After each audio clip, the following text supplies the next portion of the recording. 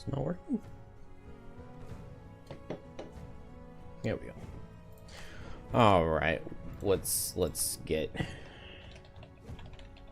4, 5. Oops. Let's see. Should we go random number generator?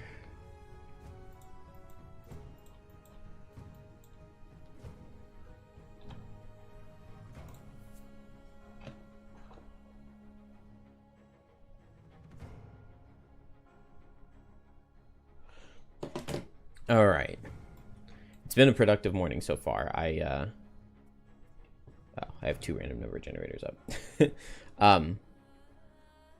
I got laundry and dishes done, and of course the baby to sleep before starting this, so we're in good shape.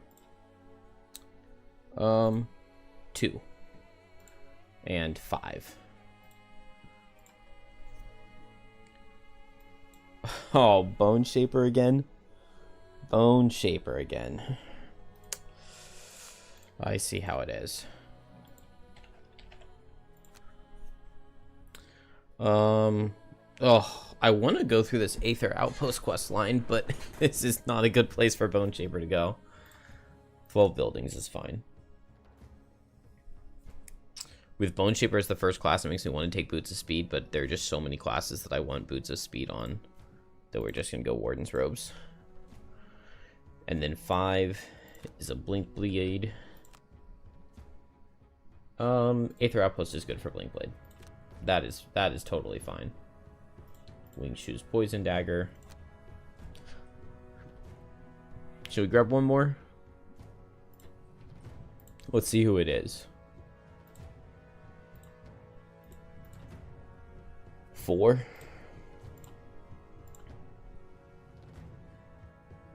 A Deathwalker would be our one more. Maybe we'll just go Bone Blink Blade, I think. Because we're just trying to go fast. Just trying to go fast is the only thing we're looking for here. I'm going to bring Exploding Corpse.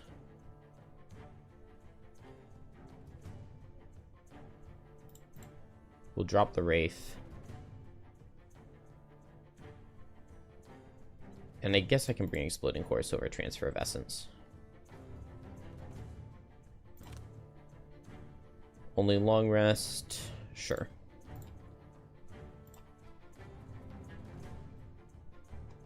We've played the beginning quite a bit now, so I'm thinking that this can go well.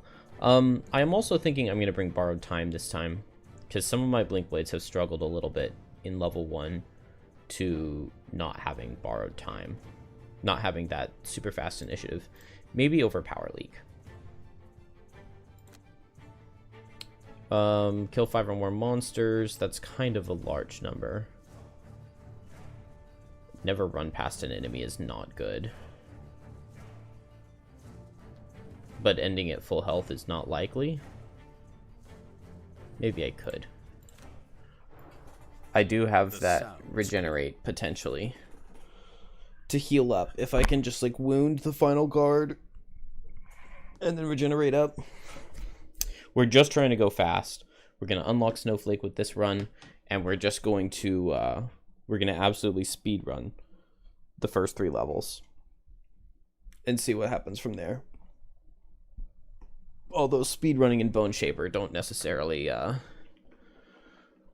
don't necessarily compute.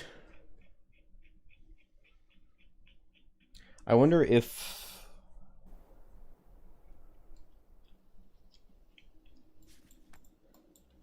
I think I'm just gonna hope that the priest moves and heals.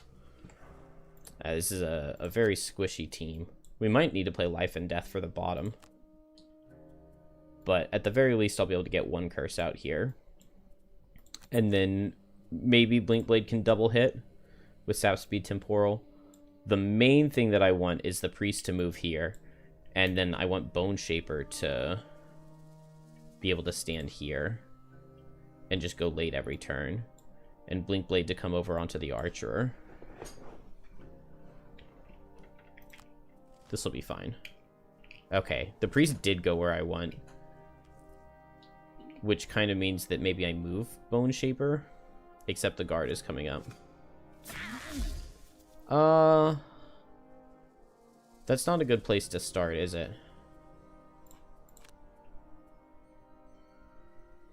Hey, David, I read the patch notes earlier, but it was like right as I was waking up.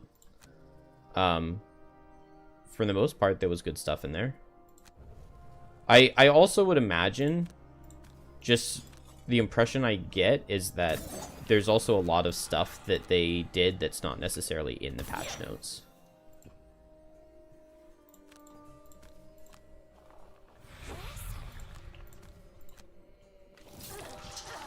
I did see that they fixed Incendiary Throw, which is weird to me that it was ever messed up in the first place, because it was working correctly on day 1. I remember having a very, in my opinion, cool play with Incendiary Throw on day 1. Let's see. We could actually kill this guy here. And I wouldn't mind that. Just Blurry Jab is attack for 5 with wound. Skeleton gets attack for 3, then I command an attack for 3. We need all zeros to get the kill. So maybe I do kinetic transfer for the bottom. The only thing is that I want to save kinetic transfer. Like, this archer could place a trap, and then pushing with kinetic transfer into the trap is real nice. So maybe I go at 12 to guaranteed underspeed a shield retaliate. Okay, he didn't shield retaliate anyway. Okay, this is a good start.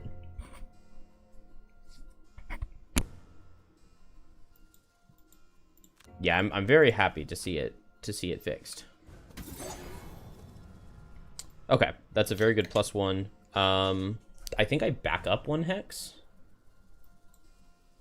because the archer would go here, 1, 2, 3, 4. So he would go here, here, 1, 2, 3, 4, 1, 2, 3, 4. So I'll just back up 1. I should be able to reach him. 1, 2, 3, 4. I can reach him with kinetic transfer next turn. We also have to keep in mind that Blinkblade did lose a card, so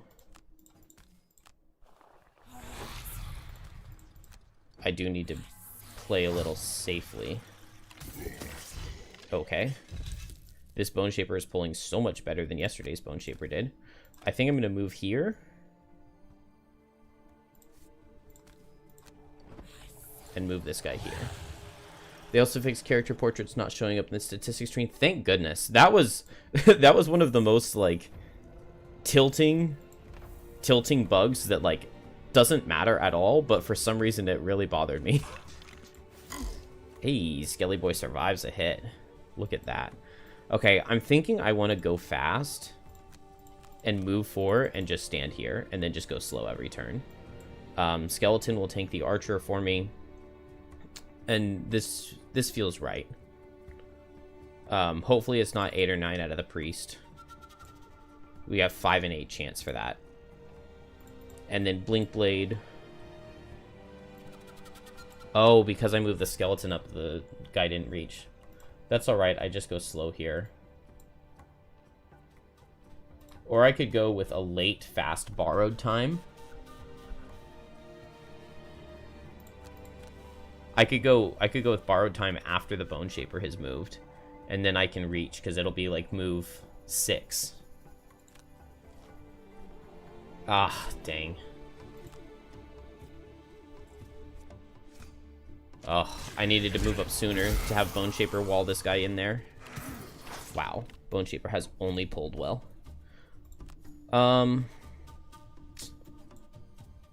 Unfortunately, this guy has attack range 6. Oh, but I can just summon a skeleton.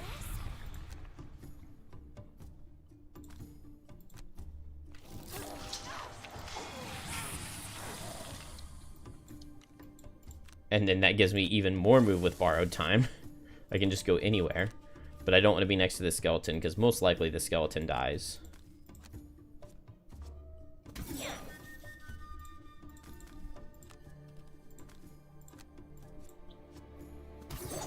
Nice, okay. Now, if he kills the skeleton, he dies to Exploded Corpse. Oh no, not my skeleton. Wait, what? What? Did I not activate Exploding Corpse? Does Exploding Corpse not work with your own skeletons?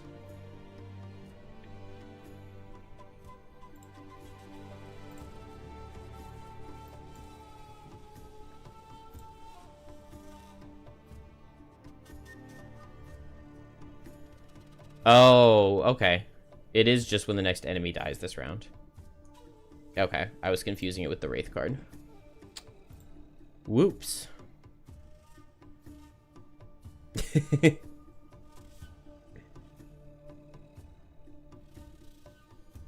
No, I did play Exploding Corpse on the previous turn, but it's only monsters. Not... Doesn't work for... But this is fine. I kind of want to go late. Let's go late and Decaying Will, and this will give me... This will give me Leaf for a Wrath of the Turned Earth next turn. And also, there's the hope that he could move here. Blinkblade just hopes he's faster. Oh, it's like totally possible that I just die right here and reset. Ooh, but maybe not. This is a low damage card. Nice. I mean, Blinkblade did already have to lose a card, do a ton of damage, so... Unfortunately, I feel like I have to attack here.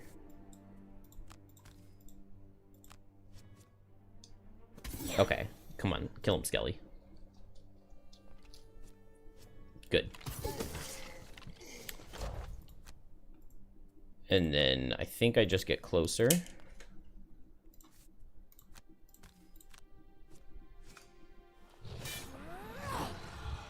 Okay, and then now I'm safe to go relatively fast and move 3 over. And I can just heal up Blinkblade.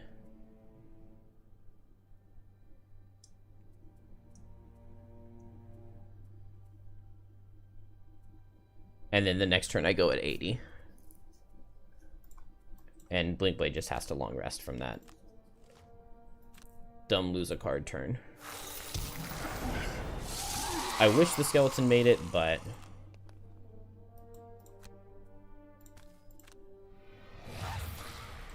I think I prefer it like this.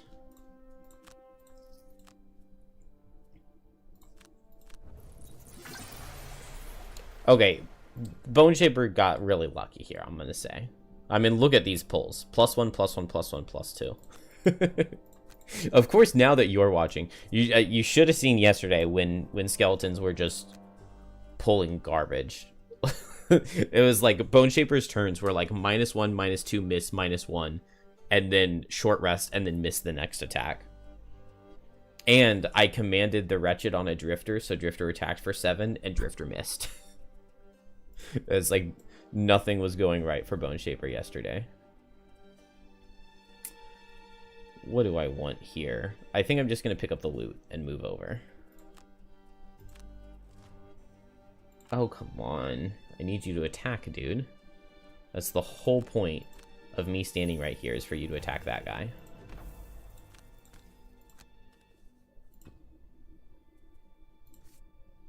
Let's see. We lost no cards on Bone Shaper, right? Yeah, we lost no cards on Bone Shaper, so we leave the skeleton up.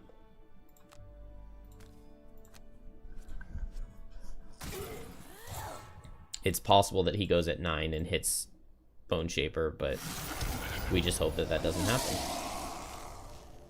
It's like 1 in 7. And then here, I would love to go fast and go after 50. But that's not a thing that I can do. Should have saved Drive Recharge. It's fine. I'm just going to jump over and Twin Strike him and get the wound going. Which means that I should have just stepped Bone Shaper away.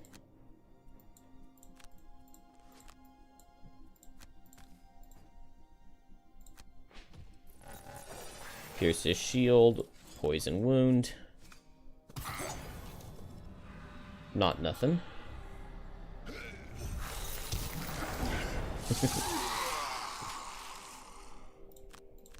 All right.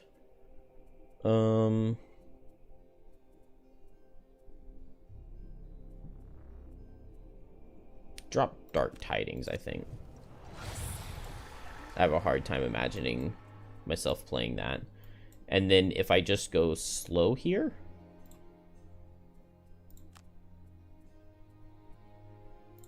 And then I'll go even slower on Bone Shaper so that she can't be focused. And we might just step to the side. Okay, this is fine. Unfortunately, we do get a curse in the deck, but the Retaliate is good. And we're slow, so it's just default attacks.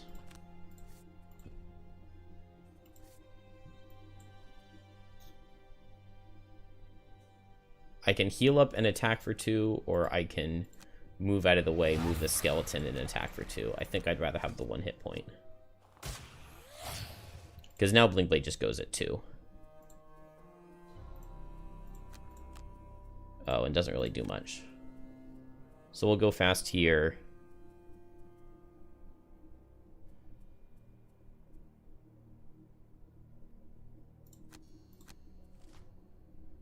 Okay, cool. We outspeed. I could just make him suffer. Oh, Blinkblade's deck is kind of thin here, and I do have that curse. But I don't want to suffer 2 myself. So let's just attack him for 2. Unfortunate. Please tell me we kill this guy here. It is not likely.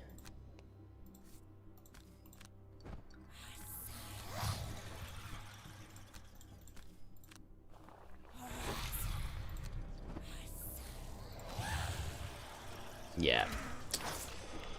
Oh my goodness.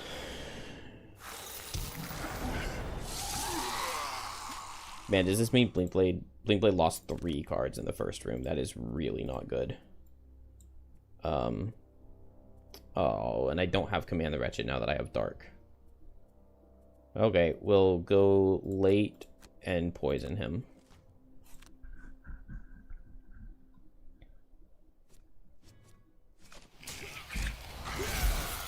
It's really nice going into the next room and not having those cards in there.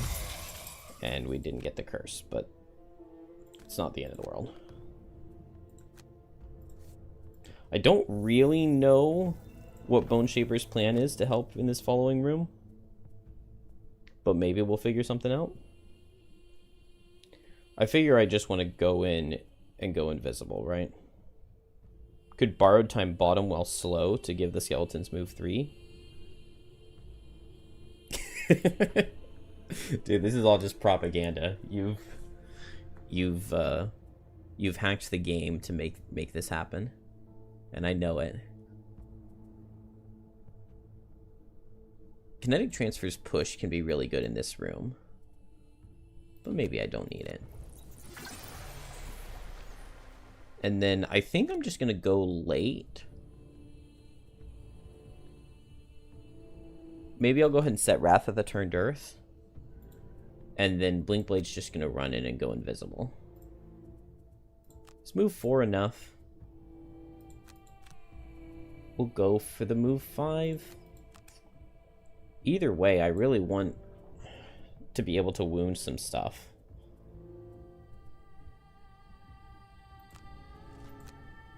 I think move 4 will be enough, though. Okay, move 4 is definitely enough. These guys are moving. Archer standing still. That's fine.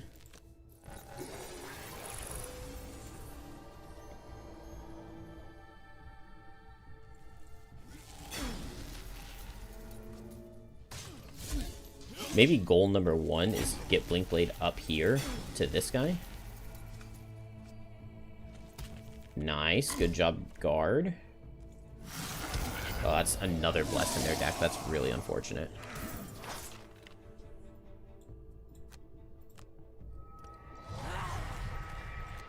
Negate damage to the skeleton, and then I think I just go slow here, and they could kill the guard. Oh, I can't go slow. Alright. That's fine. It means that the skeleton will tank for a turn, and this other guy won't get in, but it's not a bad thing. Blinkblade I think I'm going to attack 2 poison and run over this direction. And then... Do I have winged shoes? I should have winged shoes, right? Because I long rested. Maybe I run over this way towards the priest. I'm not exactly sure, but... Or I could just double hit the archer. A lot of options here. I like that trap, because I saved kinetic transfer, I believe.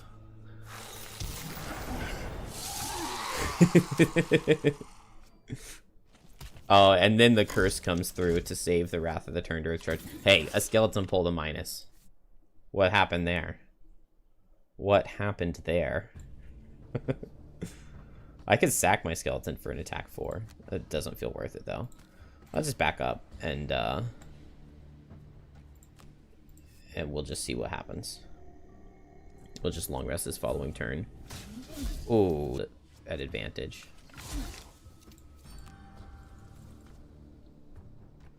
Wait, why did that guy not move forward? Oh, because it's walled off now. Okay. That's fine.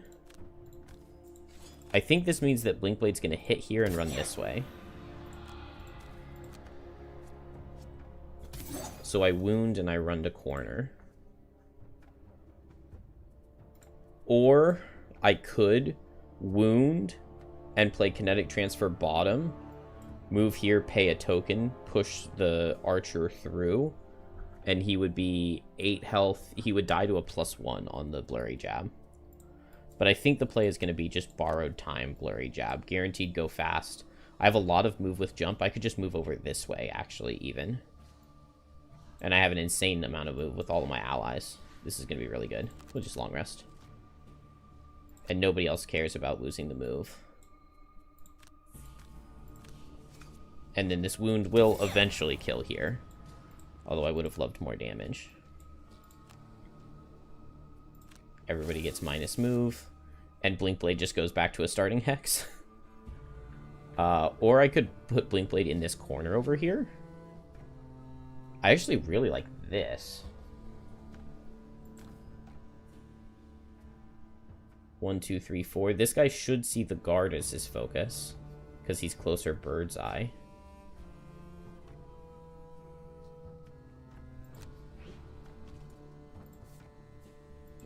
I think I like this a lot.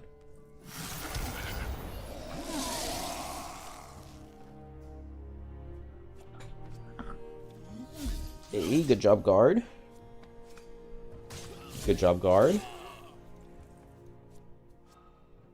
Yeah, the level 9 borrowed time. Was that a crit? Yeah, it was another crit. They do have those bonus crits, though, so it's only fair. Do I have... I don't have line of sight on Blinkblade. I do have line of sight on Blinkblade. So I can command an attack 5 from Blinkblade. So I think we'll go for that. The scenario's not going to last long enough to put curses in, I don't think.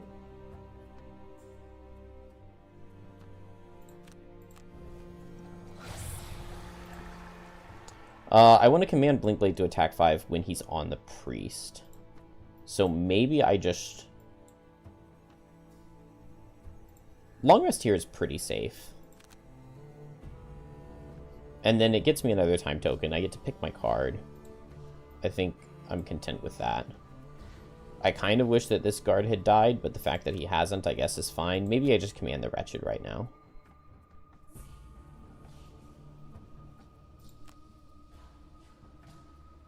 If I go late, it's decently likely that the ally has died, which is maybe good for me, because then I get bonus attacks in here. And then if they kill, then I can command towards the archer. A lot of assumptions there. And he retaliates anyway.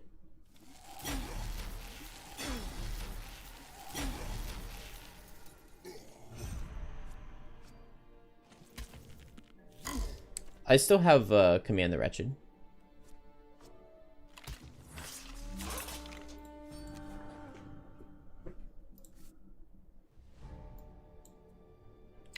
But I don't want to use it, I don't think.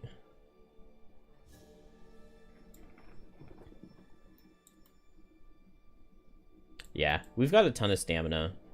I think we just slow play. Not worth granting the attack into the shield and...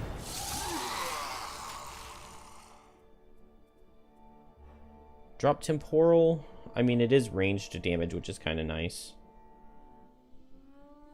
Twin Strike Cascading Reaction could be good here.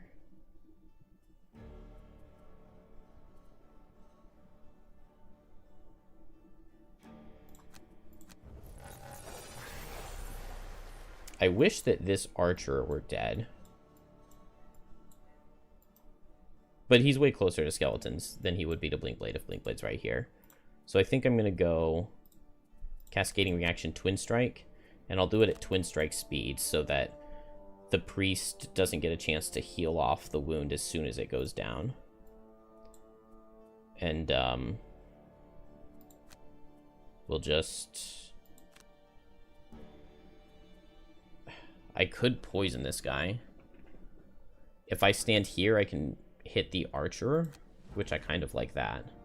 It is the heal card, and it's the retaliate again. That's so annoying. Oh, wait. I have Boots of Speed, don't I? Did I just skip my Boots of Speed? I'm going to Boots of Speed down so that I don't lose a Wrath of the Turned Earth there.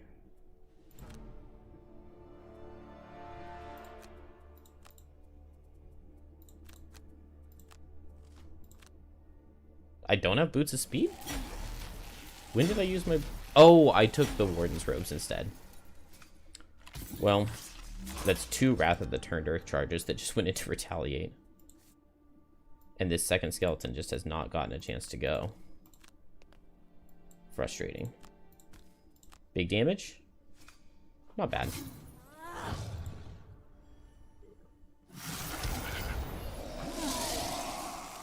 Alright. Twin Strike. We had Pierce. Winged Shoes. We had Jump. Hit this guy. Jump here. And hit this guy. I gave the ropes... Oh, come on. I gave the robes because I didn't want to... I wanted other characters to be able to have the Boots of Speed. Because I really want Boots of Speed on Snowflake. And probably somebody else. Alright, if he survives, we get a Curson. If not, then he's dead and I don't even care. I go late here and the priest never focuses Blinkblade. Unless the guard has killed him. But that's a risk I'm willing to take.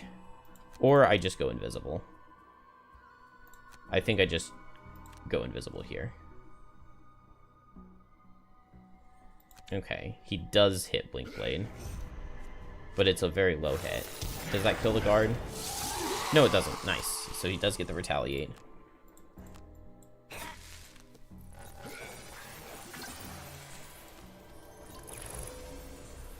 Guard most likely goes down here, though.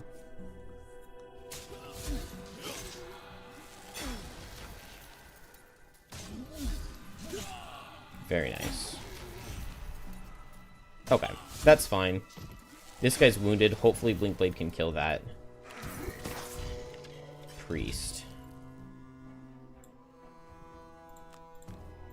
Go ahead and get this money.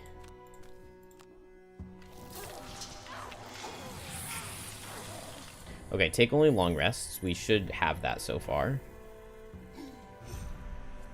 Yeah, I figured. Robes just barely don't save him. But this guy dies to wound, so we're totally safe to long rest. End at full health. So we need to save drive recharge. Drive recharges heal. I guess I just hope that 50 is slow enough.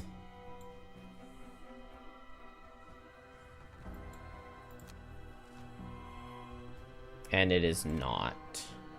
Blinkblade might have to burn a lot of cards here. Because I cannot get away. Or I could crit this attack. Not quite.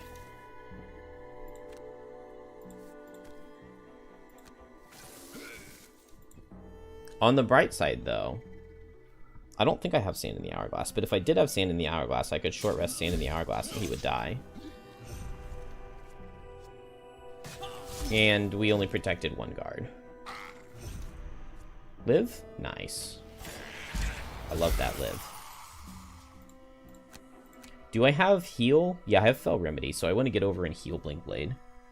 So we're just going to be playing move 4. Oh, Command the Wretched now for Blink Blade is good. So let's do that. We don't need the Damned Horde. Curses are not the play at this point. So Blink Blade short rests to go fast, goes at 2, and then Bone Shaper goes at 18 and commands an attack in case Blink Blade missed the kill. These guys should never reach Blink Blade. And then Bone Shaper is just running over that way.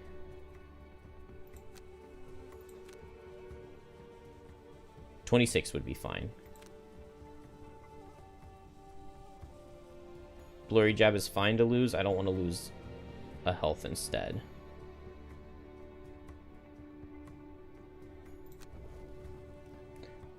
Going invisible here also does a damage, which wouldn't be bad depending on what he's doing. So would he go this way? 1, 2. 1, 2, 3, 4, 5, 6, 7. Or here. 1, 2, 3, 4, 5, 6, 7, 8. He would go this way. So if I go invisible, I do not have my winged shoes.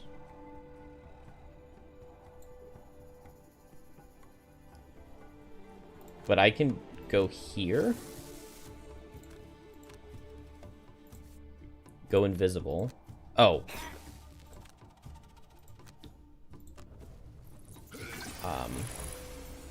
I don't want to do that. I didn't realize that the 2 damage would kill me. So upon that realization, let's just move here and attack for 2. Okay. That was definitely the better way to do it. And then now I can just grab this. And move this guy closer. Oh, they do have move 5. Hopefully this guy doesn't run towards Blink Blade.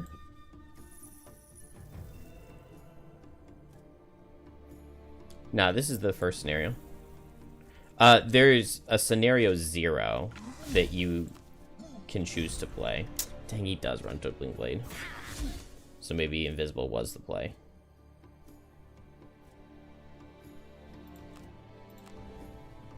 Alright, Blink Blade really needs to get out of there. Deathwalker really needs to get over there and heal. But I do have move 4, 1, 2, 3, 4, 1, 2, 3. So 15 speed attack with poison would be bad here. But everything else is fine. And Blink Blade's probably just going to go at 32 and run away.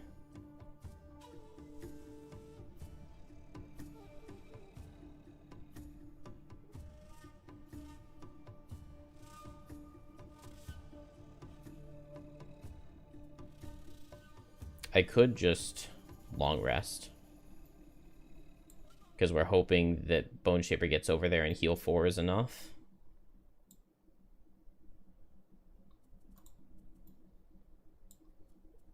I could short rest to get Command the Wretched and have Blink Blade attack and just have and double hit. I think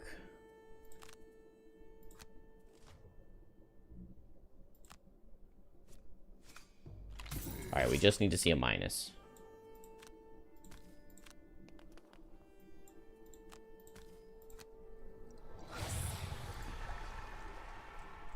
I should have short rested though, because 32 would have been enough. Easy. Never punished. I don't think Blink Blade can heal up enough though to end at full health. Well, if I go slow here, and heal 2 and regenerate, I'd be 5 health, and the next turn I long rest. That would be enough. The only thing is that I can't let this guy hit Blink Blade. And that doesn't feel worth going for. Let's just go fast. Yeah, it's not worth the 1 perk point. Unfortunately, going invisible doesn't make this guy... No, it does make him die faster. What am I talking about? He's wounded, is how I'm killing him. I think I just back off and Decaying Will. And hopefully he doesn't...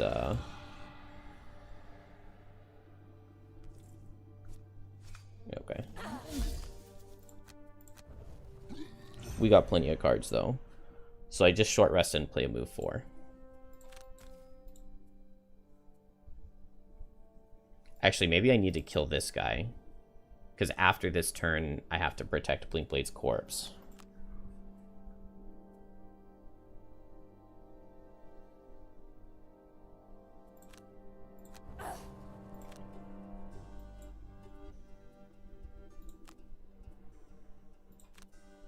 I'll just play Malicious Conversion here. I kill with a 0. And then if I get the guy out... Okay, well now I don't, though. So I think instead I summon now.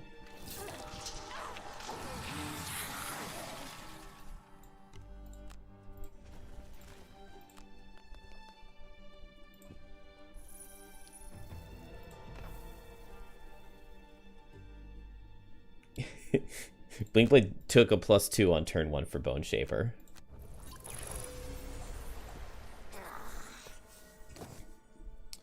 Alright. Flow of the Black River and Command the Wretched. And we can kill this guy and maybe just move the skeleton away to safety? Probably not. Good.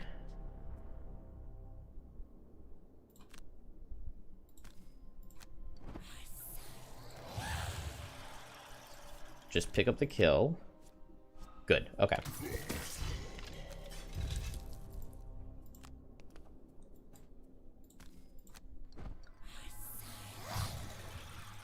No. I want him to back up, so move the skeleton right here. He would have missed the Bone Shaper.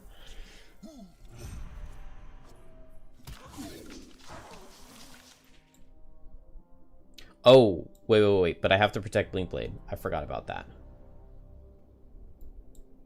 Because now his focus is Blinkblade. So I'll just short rest. And go at 30.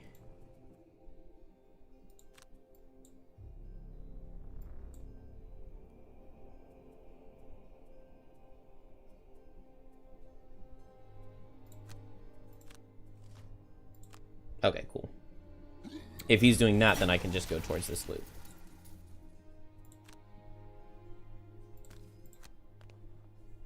And this skeleton will keep Blinkblade safe. Oh. That's fine, because he has a maximum of 3 turns left. But he probably dies here. Okay, perfect. I don't grant the attack because ideally he kills the skeleton. Well, I can just unsummon the skeleton after. And then I get the last loot.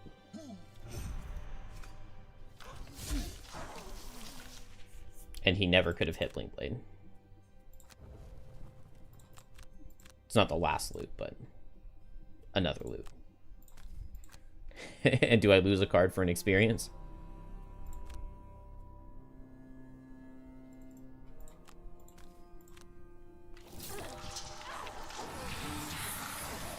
Easy.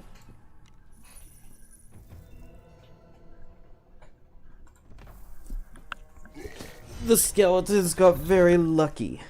Very, very lucky is all I will say. Although I think I got a little unlucky with them getting the Shield Retaliate card so many times.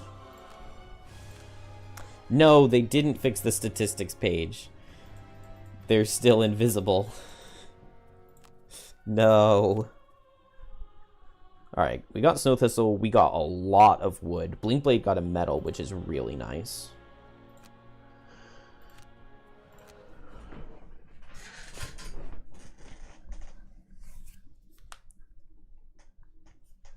I think I'm gonna go do the strong foundation beginning now.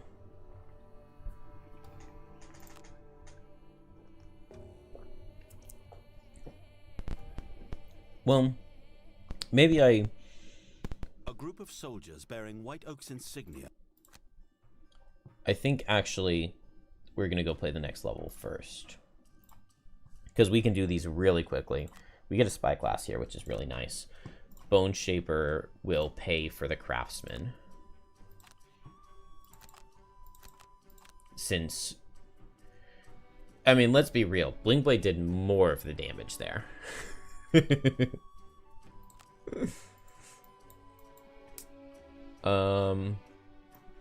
It's not worth the morale to double build anything, because I did kind of fail to protect the skeletons.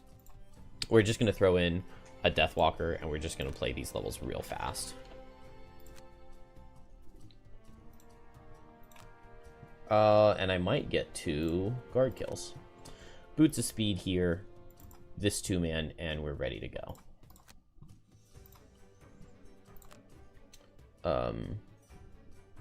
I just want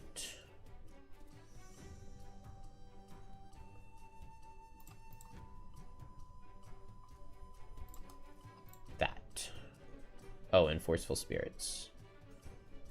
Dude, the Deathwalker cards are so good. There's never a card that I'm okay with dropping.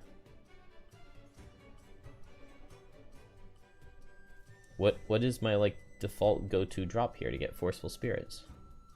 I don't understand. I need the Shadow Step Shadow. I guess I don't need Dark Fog.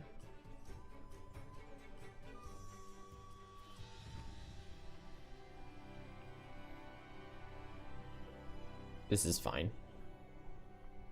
And we're just going to go play Algok's Offensive, which is the one where you don't have to kill anything. And Scouting is the one where you watch everything. Or Offensive is the one where you watch everything happen, and Scouting is the one where you have to kill everything. Yeah, the classic speedrun strategy, just make shadows and never get hit.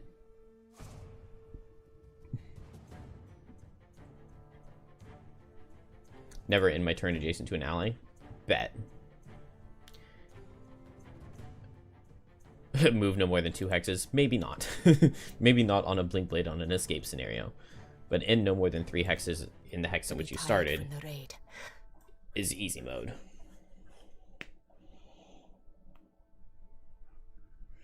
Maybe we take the Blinkblade free move 3 perk. I think I'm going to do that.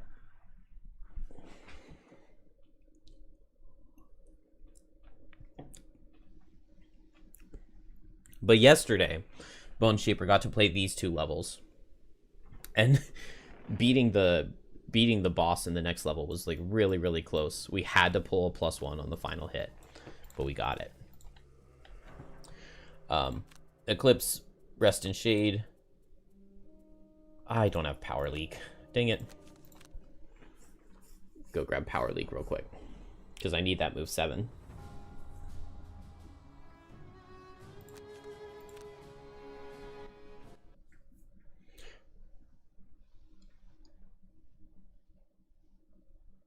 I think they've... I mean, there are definitely bugs and stuff that I want fixed, but the game is in good enough shape that one of the things that I want the most is for the loading screens to be faster. Which is, I mean, it's good if that means that there aren't a ton of, like, really big game-breaking bug issues.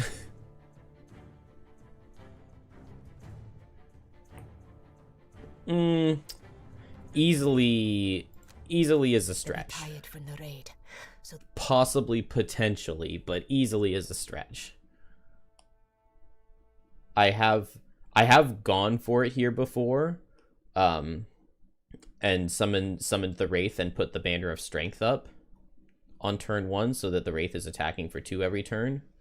But I feel like most of the time for me, the Wraith just ends up dying to like a Hound Retaliate or something.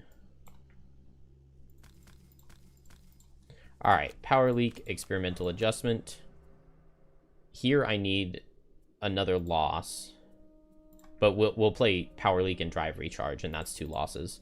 And then here, never lead with my lower initiative, which is fine. We'll go Eclipse with Rest and Shade. Nice. That's really good for me. If you have the Strength banner, yeah, I will grant you this is definitely one of the easiest levels to get it. It's just that deck is so bad. I feel like every time I go for a kill, I always pull a -1. And either just barely miss on the kill or something. It's always disappointing. Alright. Blink Blade, the only thing I care about, the only thing I hope, is that the following turn, this archer doesn't go at 14 or 16.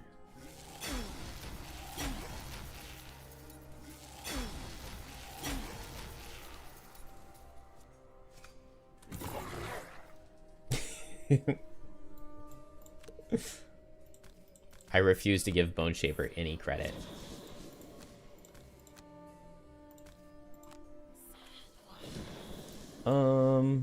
Do I want to move this over here? I don't think I'm ever getting this chest.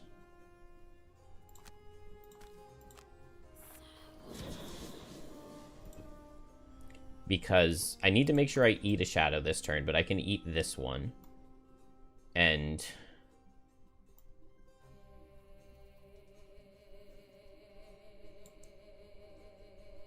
I can eat this shadow and I can teleport over here. And I go at my lower initiative. And then if I teleport here, then next turn with move 6, 1, 2, 3, 4, 5, 6. What about right here? 1, 2, 3, 4, 5, 6. From here, move 6 just makes it. So next turn, maybe I short rest and play Anger of the Dead Shadow Step so that I can go at 19. And then Blink Blade can also go at 19, but I have Deathwalker be faster, and then Blink Blade is guaranteed the mastery. Easy.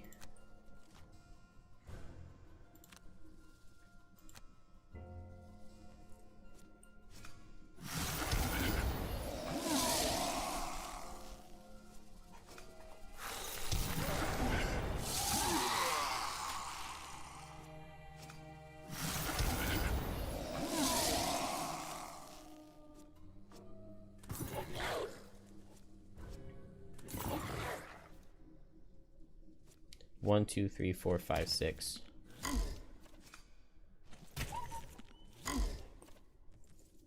Yeah, this is a great level for masteries.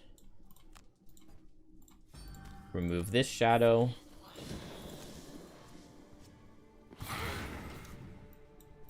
I want to go for the chest. I could teleport here and get the chest, but then I would have to short rest.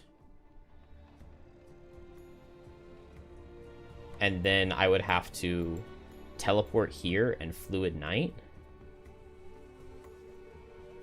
But that would be possible.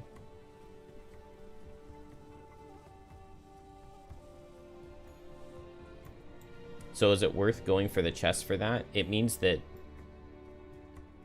I have to be okay with tanking. I get 3 loot cards, and in exchange, I just have to, like, at worst, tank 2 cards, right?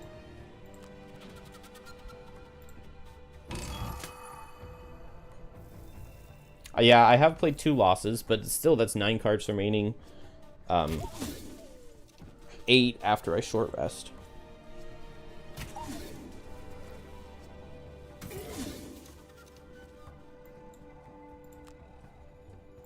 This is 2 losses on Blink Blade now.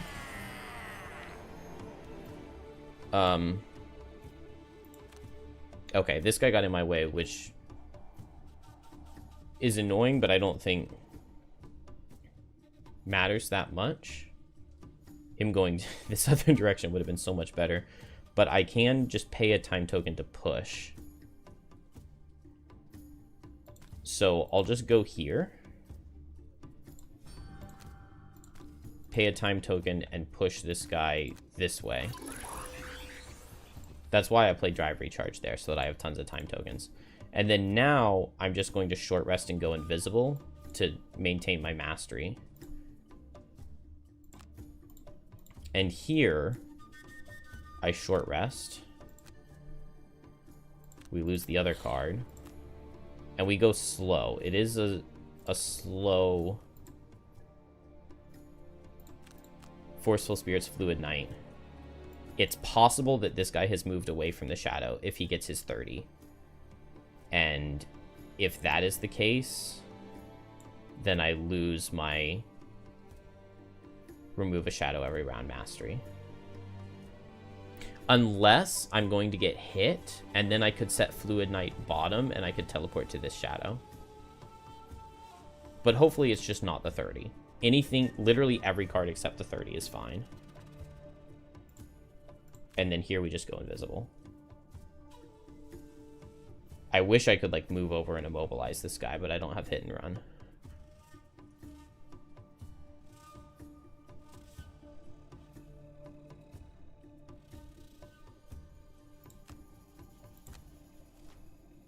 Okay, good. Overdrive, kind of. Yeah, I could play Overdrive instead of Drive Recharge. Or, yeah, Overdrive instead of Drive Recharge. But then, with the way this guy walled off, I was slow when I went at 99 anyway. So I still wouldn't have been able to jump over him. And so then from here, I could go 1, 2, 3, 4, 5, 1, 2. So yeah, it would work. If I played Blurry Jab, I could play Blurry Jab, Kinetic Transfer, and get over there and push a guy with the jump.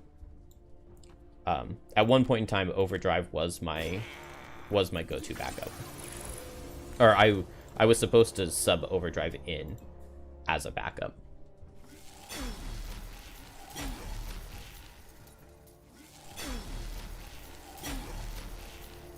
I don't know why I switched to Drive Recharge.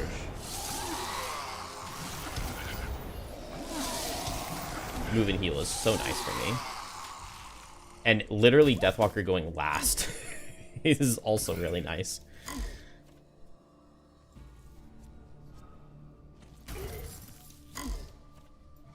So first I teleport. Actually, the fact that this guy came over here means that I can Fluid Knight him too. So we're just so fine. And then I just move 6 with Shadow Step. That gets me to the exit. And I just go at 28. Which means that Blinkblade wants to go after 28. 1, 2, 3, 4, 5, 1, 2. So do I need to go at Temporal?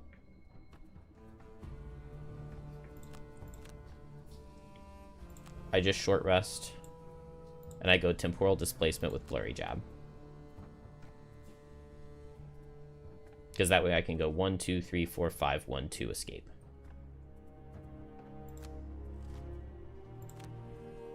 I didn't even see what was in the chest that I spent that time. I literally didn't even look. Oh, they didn't kill any guards, so they're standee limited, and the guy right here didn't spawn. That's funny.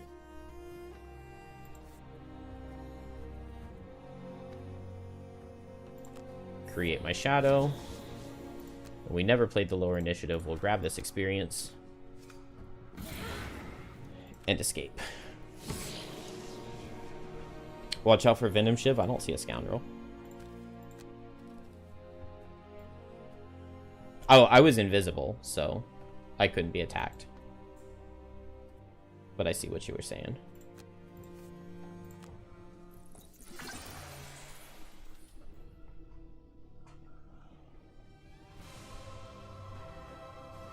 All right. That is 2 perks, mastery, and the scenario reward is a check mark. So that should be doubles on both characters. What did I get from the loot? Gold metal hide. A medal is nice because now I can get a spyglass. Yeah. Yeah, I just short rested the turn before so that Blink Blade was guaranteed to get the mastery. Cave, the sounds of battle. The only downside to doing that strategy, like, it's really nice to get those masteries, but there's so much loot that I could get in that first room potentially. But seeing 2 perks is real nice. Deathwalker's played 1 level and got 2 perks from it. So let's take out -1s and move a shadow on long rest.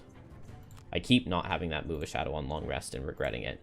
Let's try this head start, free move 3, and then Blink Blade, take out a -2. We do unfortunately add -1s in this level, but we'll be fine. 5 or more monsters. Remove a negative condition. It's possible that we get poisoned, and then Rest in Shade could remove it, but that seems pretty unlikely. I also don't see myself having 5 or more cards at the end, but maybe. Most loot on Blink Blade. That's a challenge Blink Blade's up for. The battle is near. No, it's not going to be segmented. The right now, the reason a run really has to be segmented is that it is so long that I would get mentally exhausted before I can finish one. And then, like, I can't do the monster RNG quickly, and I just can't figure everything out. Like, it just gets too complicated for me and I become too tired. The digital speedrun won't go for loot 5 herbs. Well, it depends on the category. So one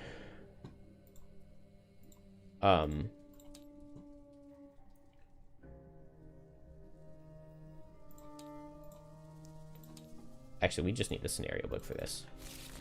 So there's a really cool back-to-back strategy that can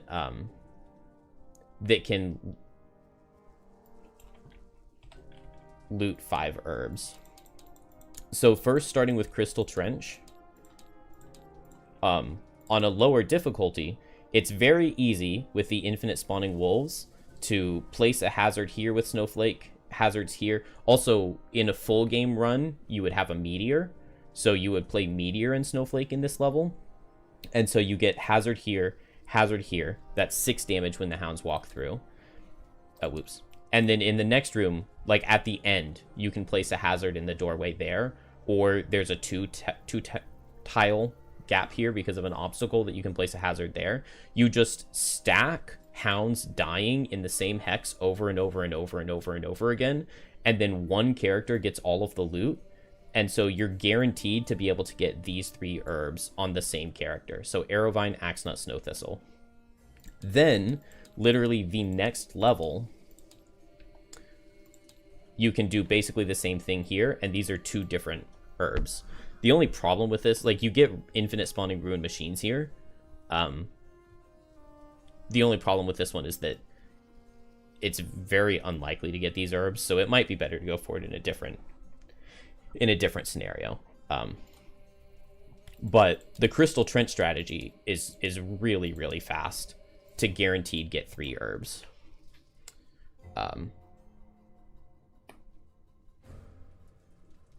Yeah. Yeah, it's an infinite loot. You just have to survive long enough. But I mean, depending on player count, like, you're already going to be picking up like 5 to 6 loot piles along the way.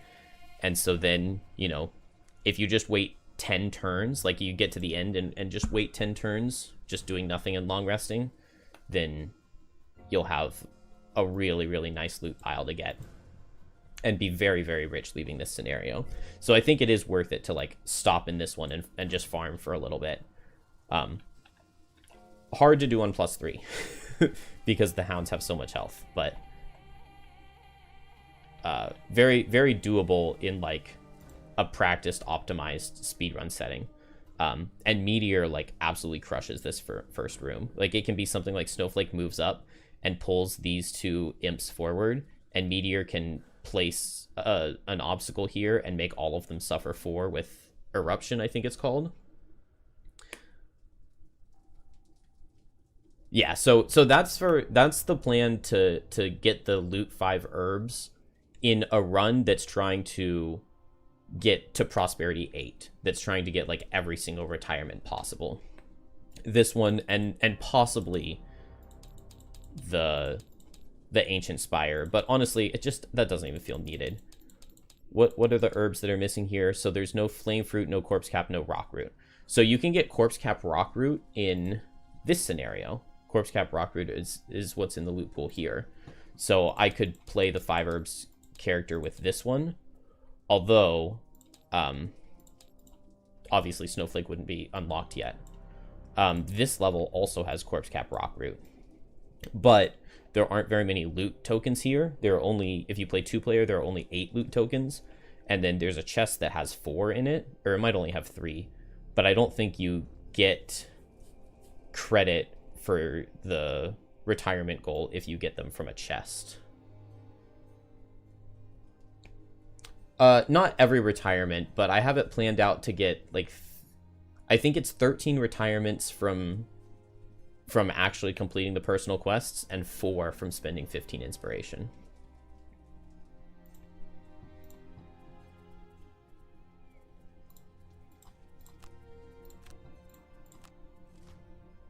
Oh no, this is fine.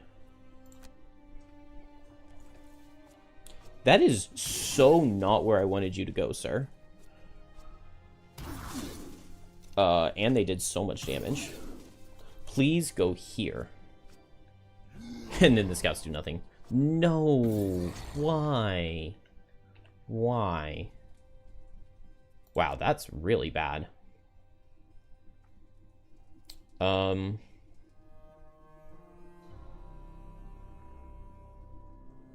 That is so annoying. The plan here was for Blinkblade to drive recharge and use the bottom of kinetic transfer with the free move 3 to push them together. But Blinkblade goes 1, 2, 3, 1, 2, 3, 1, 2, 3, 1, 2, 3. And then I can push this guy here. And this guy here. Maybe that's fine. So we'll just run over this way.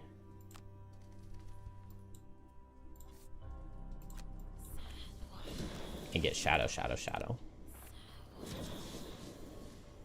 Free move 3. Winged shoes. Drive recharge.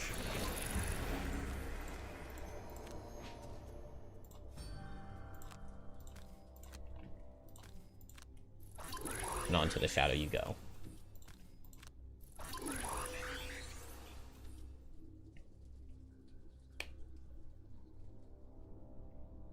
So if the speedrun's goal is to beat the full game, it's definitely going to depend on what the requirement is.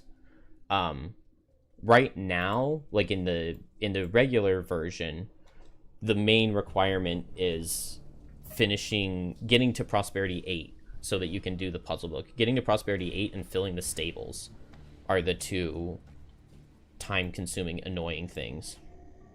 And I think I'm just gonna Sand in the Hourglass. Although maybe Deathwalker takes too much damage if I do that. So assuming that in order to beat the digital game as well, given that the puzzle book's not going to be in it, if you still have to fill the stables and get to Prosperity 8, filling the stables is the most annoying part. They've said they're not putting the puzzle book in, which I appreciate. Let's see, what is my goal here? This guy goes here. This guy sees 1-2 versus 1-2, so this guy always goes to Deathwalker, and this guy will always go here. This guy could miss the kill.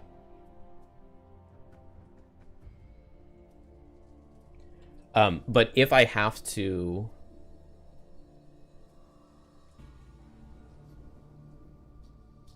Oh, you missed... Yeah, Frost Imp and Spitting Drake. Yeah, the dragons are really, really hard to get. There are very few scenarios that have the dragons.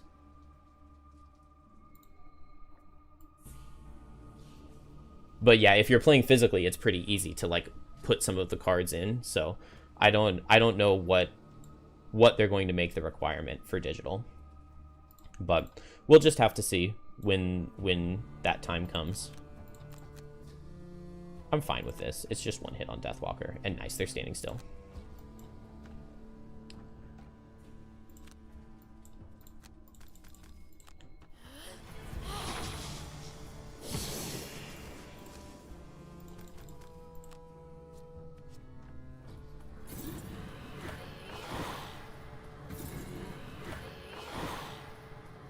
Alright, now I just need these guys to stand still for forever.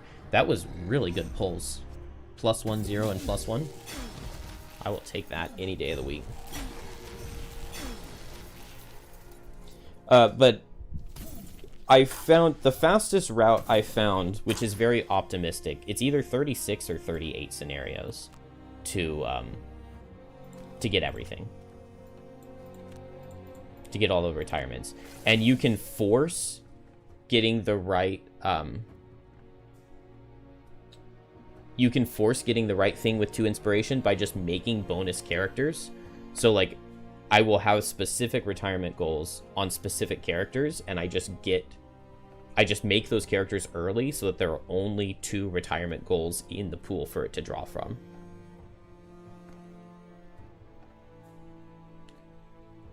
Yeah, Shards is going to be in digital. I don't see any reason it wouldn't be. It's not like Envelope X where it was like a secret. It's in the game, it's just basically impossible to unlock.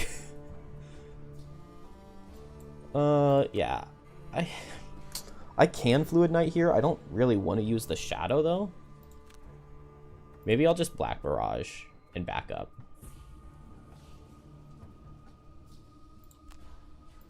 Yeah, let's just Black Barrage and back up. And Blink Blade. 1, 2, 1, 2. I want my characters to just go late so that they go after the scout.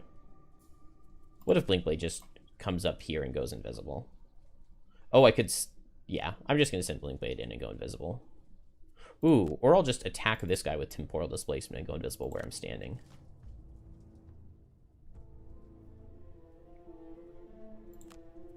I could Boots.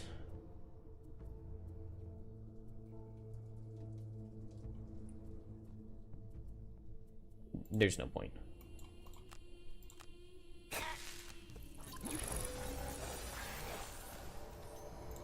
Why not Spyglass? This Blinkblade's first attack on like turn 3.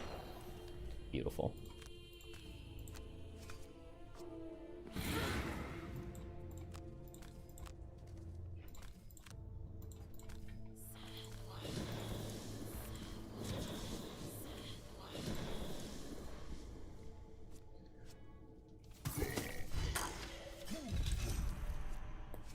Oh, come on. Don't kill him. Don't kill him. That's fine. I mean, this guy's dead. We'll just make another shadow. And I just don't want to eat shadows.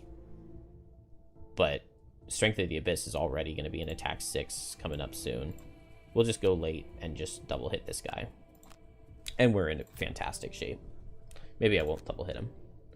One of these, Blinkblade needed to get more loot, right? Algon Scouts suck, and then there are multiple scenarios where they're the ally of choice that you get. Like, you're trying to defend their home for them, and they're moving and stealing your loot, and then dying to deep terrors and turning into corpses. I do need to get Deathwalker over there, but I have Teleport. I can just teleport and hit him with Strength of the Abyss. And I can just go fast and hit him for 4 and pick up some loot. Okay, Blinkblade needs the most loot. Deathwalker needs to have 5 cards, and she's burned 4 already. So that's not super promising. Kill? Ooh, Blinkblade. After my own heart. Okay, we'll go right here, and then I can loot and move.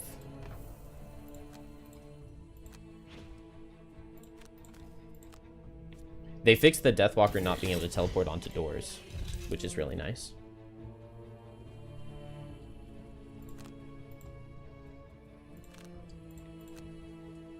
Although I haven't tested it, but they said they did. So I believe them.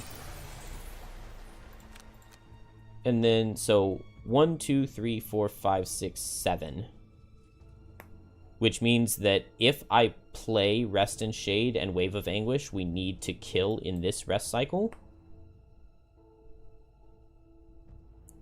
But I do have 4 shadows already, so this is possible. I probably need Black Barrage, right? From here, 1, 2, 3, 4, 5, 6. Maybe that does reach. But maybe 2 wouldn't. We'll just drop Fluid Knight. We don't need Fluid Knight. Oh, and I get to move a shadow for 3, so I could have dropped Black Barrage. Okay, Blink Blade is just going to loot and move here. That's fine. I can just move 7 and open the door next turn.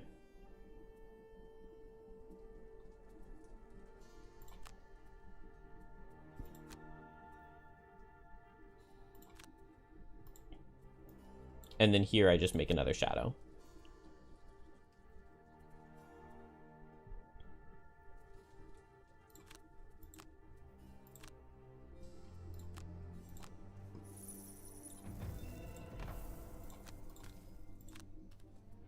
All right, Blink Blade is definitely the egoist. Ooh, we got that corpse cap too. I'm glad I went out of the way to pick up that one.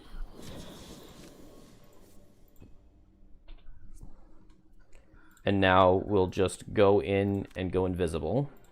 Oh no, it needs to be power leak. 1, 2, 3, 4, 5, 6, 7. That's fine. Or 1, 2, 3, 4, 5, 6, 7, 1, 2. I think I prefer kinetic transfer. And then here, I don't want to do Wave of Anguish with Rest and Shade right now, because he can get a shield card. So we'll Anger of the Dead, and we have Boots of Speed to underspeed next turn. Hello, Martin. Do you see the Tinkerer will unironically be a top tier class in Gloomhaven 2? No, I haven't looked at Gloomhaven 2 cards. Whoops, I meant to play Power Leap with Kinetic Transfer.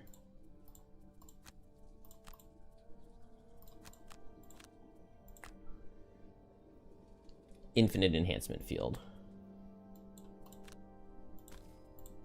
In what way is it different? Is it like Infinite Range Enhancement Field? Alright, move in melee. This is good. Ooh, Blink Blade trying hard. I see you. Oh. 1, 2, 3, 4, 5, 6. Okay. My shadows still reach. But I definitely could have pushed him closer to the shadows.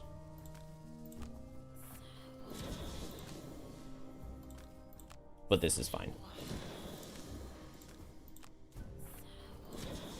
I'm gonna need Snowflake to get some good damage here.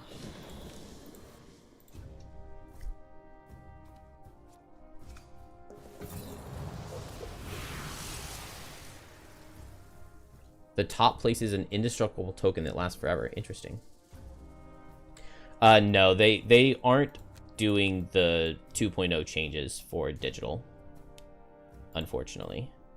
But the Frosthaven guys said that potentially we could get the Gloomhaven 2.0 stuff. Like, after they finish making all of Frosthaven, maybe they would consider making... Whew, this is why we wanted to go fast to underspeed the shield. After we get all of Frosthaven, they would consider adding the Gloomhaven 2.0 characters to it.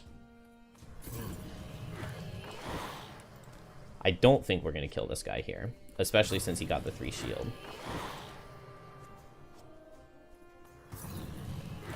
Let's get some crits.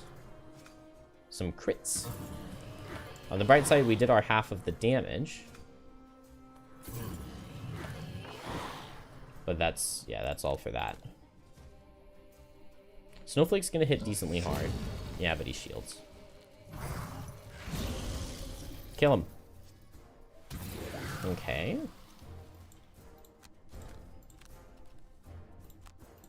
Get the Horn of Command. Yeah, I've never even read Blades cards. All I know is that it's like a summoning class. Okay. Oh, okay, I can't get Streamliner, because if I long rest, we'll already have failed it before the end of the level. Unfortunately. But that's fine. We'll just go win.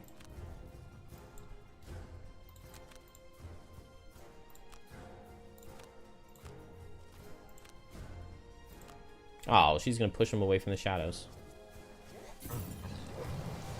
Oh, but I can still teleport there.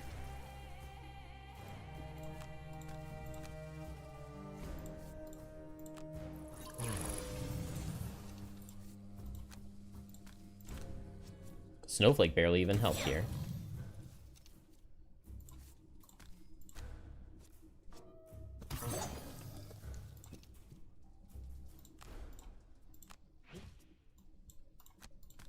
Overkill.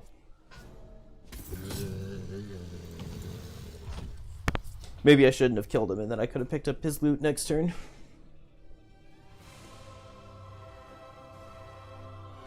Bone Shaper would have crit.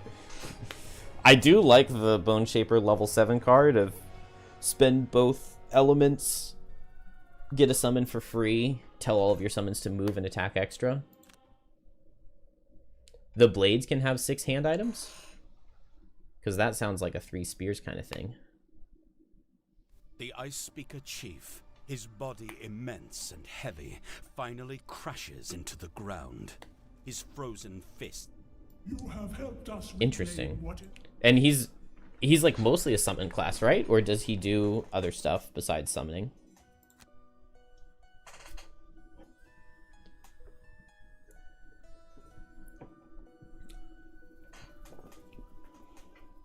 You're settling in for the night when a stern Keep getting this one. against the...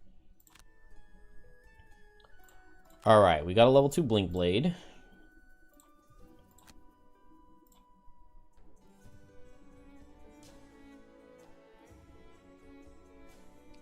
Let's -1. I wonder if they fixed the rolling. Discard this card for rolling +2s, because they weren't being added back to your deck after you drew them and discarded them once. Like, there's no way you're supposed to discard it for the rest of the scenario, right? It just goes to your like card discard pile and then it comes back.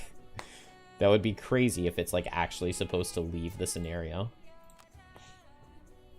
There's no way. They made it a perk in 2.0 instead of a permanent loss. He has many summons and other persistent losses. Much stabbing, too. They made, like, Horn of Command a perk? Or, I don't know what his permanent losses were. Is 6 hand items? Are you saying that him having 6 hand items is a perk? It sounds like a fun class. I generally like summons. As long as they're not Bone Shaper. 4 extra hand items as a perk. Interesting. That's so much better than Drifter's perk.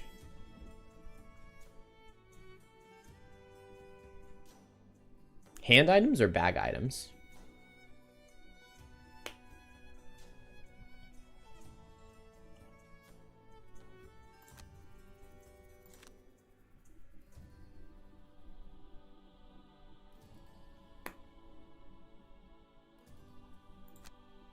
What are we doing? Corpse Cap, Snow Thistle. So I really want Arrowvine. And we can get some in a Strong Foundation?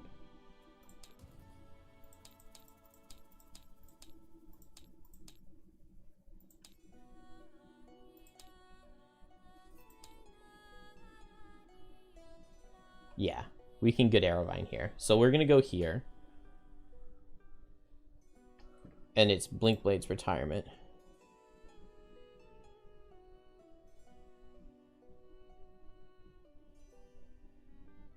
I mean, it's I mean, this one's gone pretty well because I got to play Blinkblade Deathwalker, which is the speedrun strategy. So it feels good. But back to the strong foundation, where we're probably just going to lose. I think I want to take it on in 2-player. Elite, normal, normal, normal. That sounds pretty good. This seems like a good level for Snowflake, right? Nuzlocke both basically just means permadeath. It's just it's like a Pokemon category, but in that it also means that like you change your encounters a little bit, and we're not doing that here. Although I did use random encounters for level 1.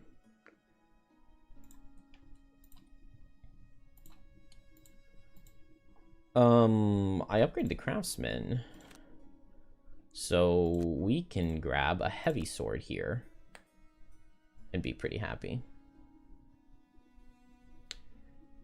Yeah, I'm also intending to not be able to lose a level at all. So yeah, the 4 characters from last night died, so we just started over because we lost the level. Which, like, I didn't respect the level at all, and played it way too rushed, and I didn't think about Snow Imps being able to kill Deathwalker. I didn't think about Deathwalker not being able to escape, because she can't. Once she escapes, then nobody else can use her shadows to teleport, and I got punished. Pick up a heavy sword here. Oh, that's juicy. Those are some strong characters. Let's put in a Snowflake.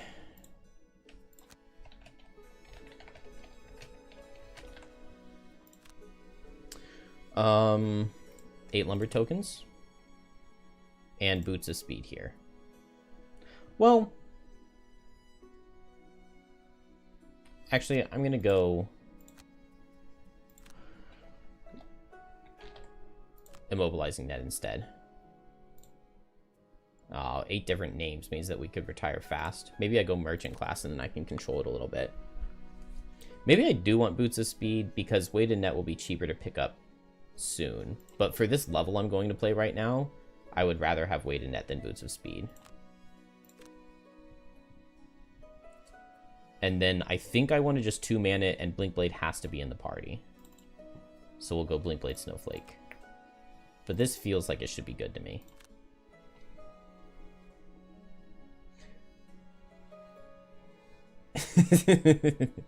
Very true. Skeletons are essentially immune to the push. Let's see. Also, throwing my own hazards sounds pretty scary. Maybe I just like hide in the corner. Blinding Vortex is really good. White Winds is really good. Snowball's good here. Cold Therapy's maybe actually pretty good here.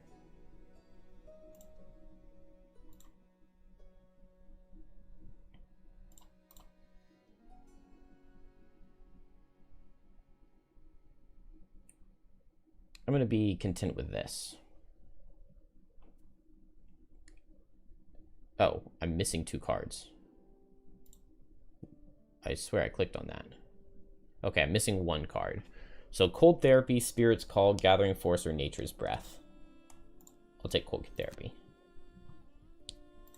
And we just really, really, really want to pick up the Arrowvine.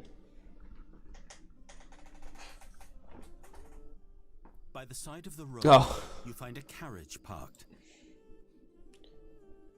Let's see. Blinkblade could buy...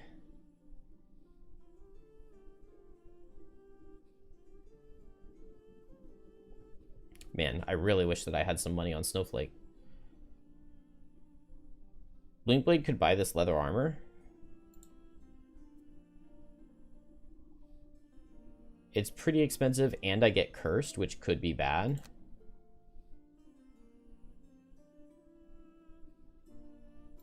But also, leather armor is really good. Yeah, Snowball is like, it's an absolutely perfect card. Like a really good top, really good name, amazing bottom.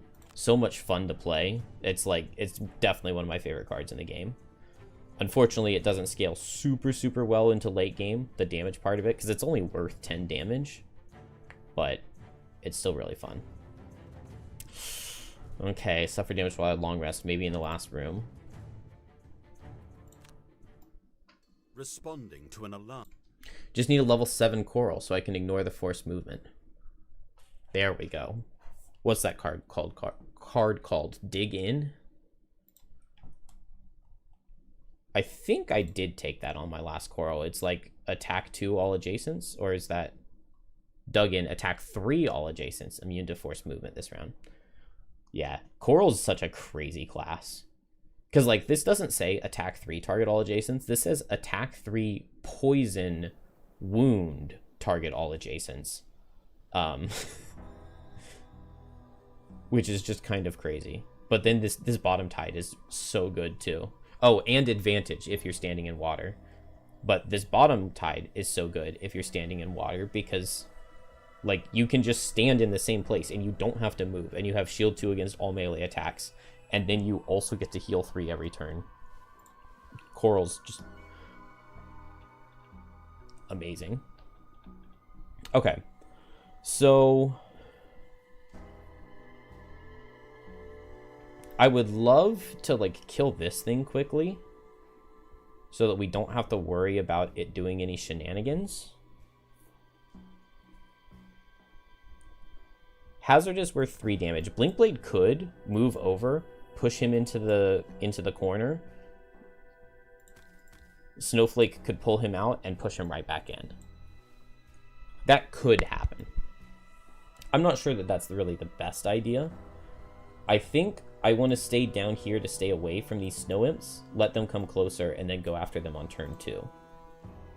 Does that mean that I can afford to go slow here on Blinkblade? I would love to kill this guy, is the thing. That is the thing. I do have my free move 3 perk. You don't know who made Coral? Yeah, it's way too strong. Well, but it's not do nothing for 2 or 3 turns. It's do nothing on your first turn of the rest cycle. It's do nothing while you set Overwhelming Wave, right? But you can play Pool of Power to keep Overwhelming Wave out. And then when you're playing 3 cards, like, you don't have to do nothing with them. You can play Sharp Chitin, and I mean, ideally, like, on turn 1, it's something like Overwhelming Wave with Sharp Chitin. That gives you both light and dark. And then on turn 2 already, you can just set Rancid Brine, move with the bottom, and then you get attack 2, move attack 2, and you poison both of them.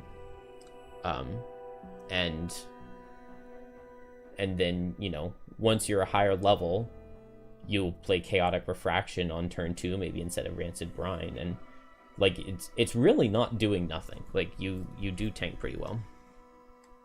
Hey, Viral, I have played Snowflake Soul Scenario.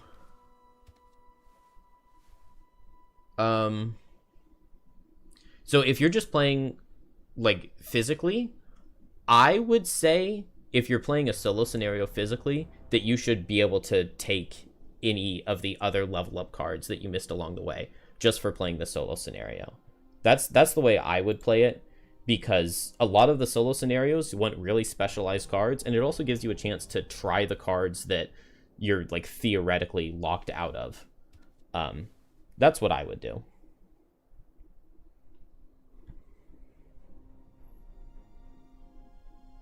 Your brother played a Shuck build. Yeah, I mean, I think that Shuck is really, really, really, really good, but it definitely doesn't need to be played in every scenario, and the top of Shuck is really good. So when you play Shuck, it's you're missing out on a very valuable top, even though you get an insanely good turn out of it. Yeah, I'm very excited for Coral and Kelp. Those are definitely 2 of my favorite classes to play. Coral is like definitely the best tank, and the Bane build is just definitely the best build in the game.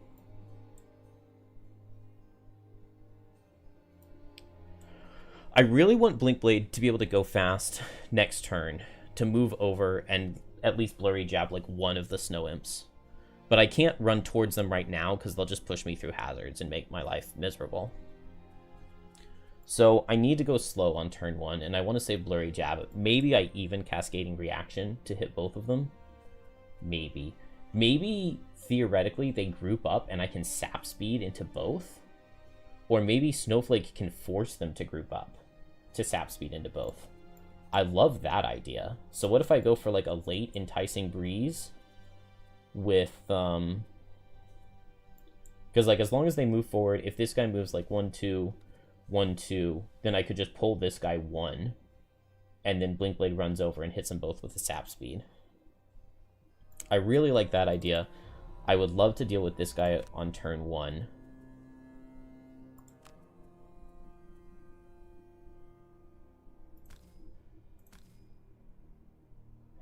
I mean, maybe he just stands still.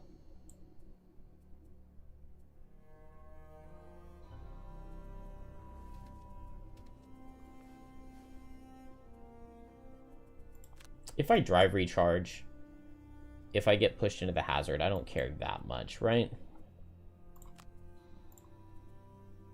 And then if he comes here to hit both, Snowflake won't care either. I can just snowball to heal up. Okay, he's hitting hard, and the Snow Imps aren't moving, of course. Of course. Well, that's really disappointing. Okay, and Blink Blade definitely does mind. So that was like actually the worst possible outcome for what I had planned. I guess on the bright side,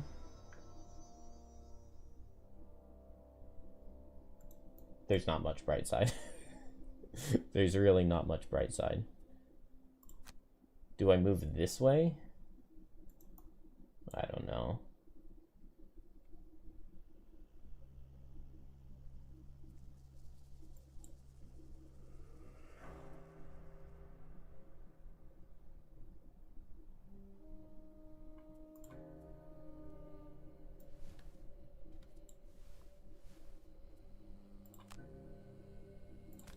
I really, really, really do not want to be pushed into this hazard on Snowflake next turn.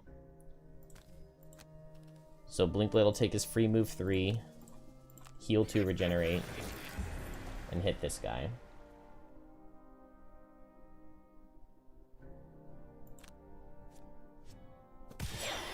This level always wrecks me. Every time.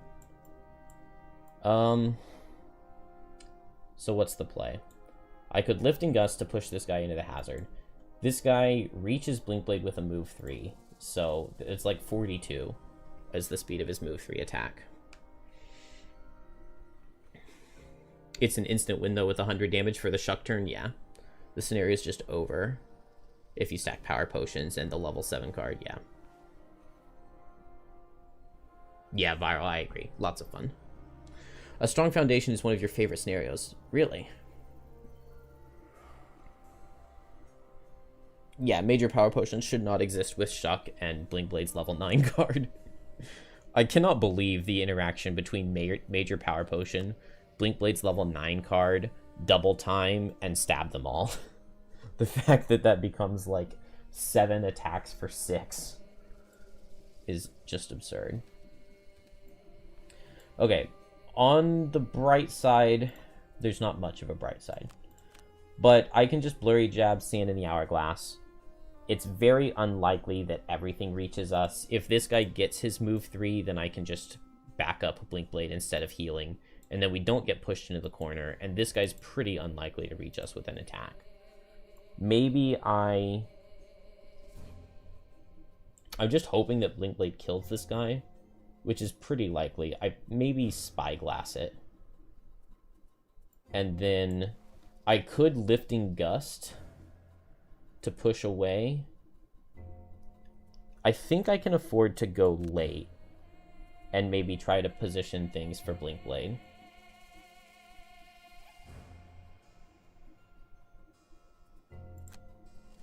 Hopefully I don't get punished here. Move 2 is good. Hopefully this guy's dead. This is bad.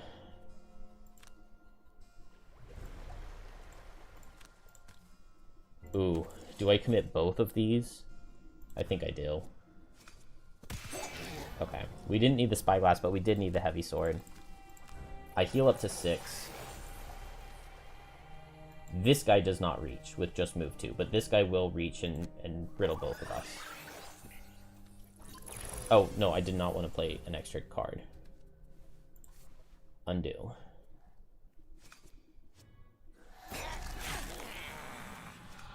Ow.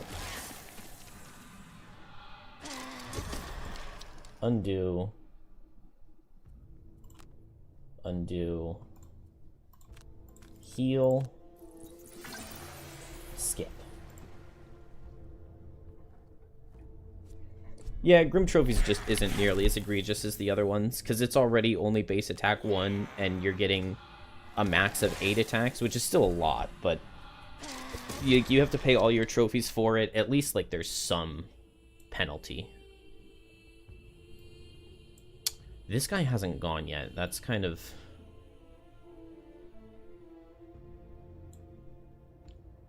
I'm thinking Blinkblade wants to go 1, 2, 3, 4...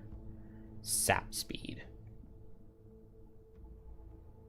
So I can move here, push this guy here,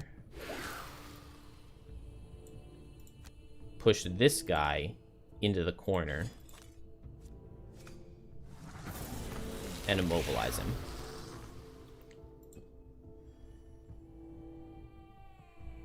And then now Blinkblade goes 1, 2, 3, 4 with kinetic transfer and sap speed, and it hits both of these, and I'm before 37, which is their fastest attack.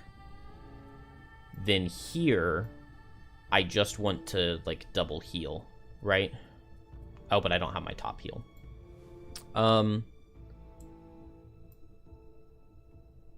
Maybe I want to...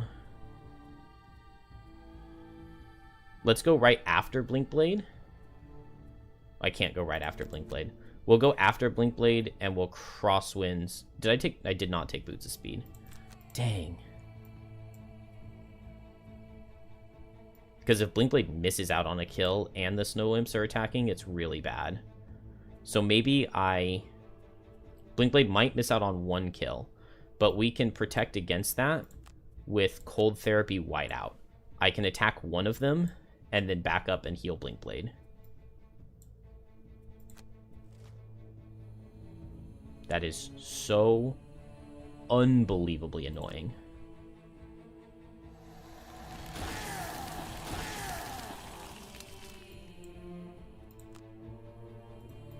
Unbelievably annoying.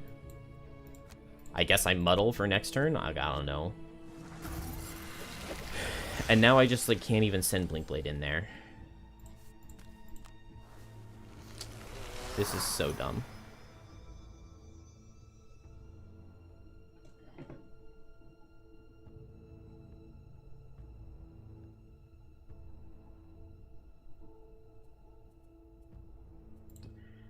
Yeah, but, like, I explicitly lined them up to get a double advantage, attack 3 into them, and now...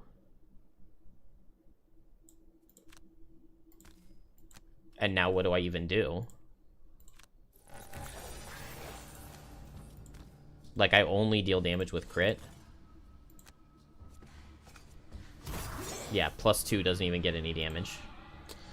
And now I'm close to this guy, and now Blinkblade has to go slow. I'm just gonna lose. I go fast and I grant Blinkblade an attack. And I go as fast as I can. And I attack. And then I move 4 into the corner and mobilize myself. And hopefully it's just a move 1 out of the Frozen Corpse.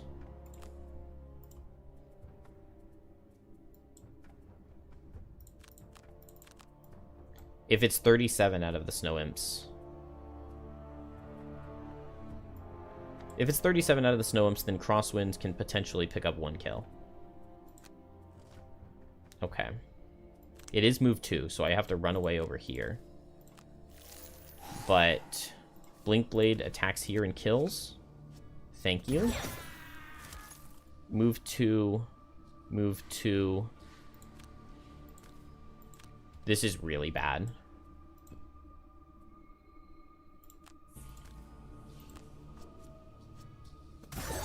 Okay. And then I can go 1, 2. And he just goes 1, 2, or 1, 2. And then this way I don't have to immobilize myself. Hello, Slesh.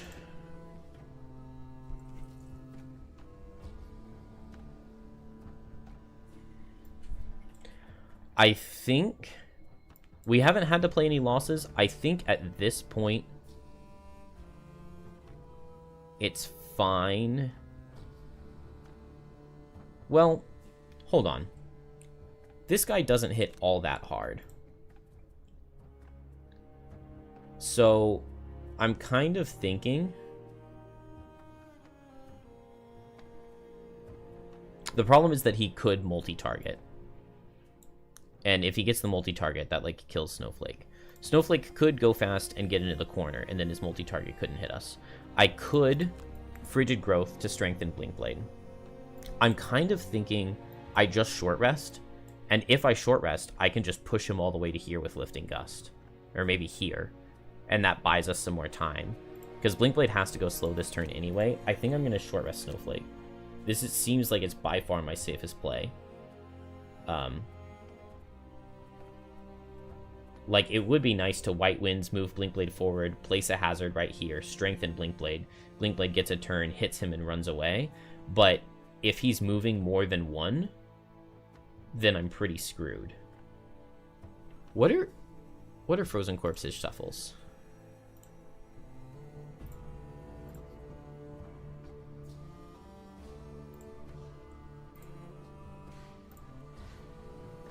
$71 and 39. So this would be the really scary card for him to draw.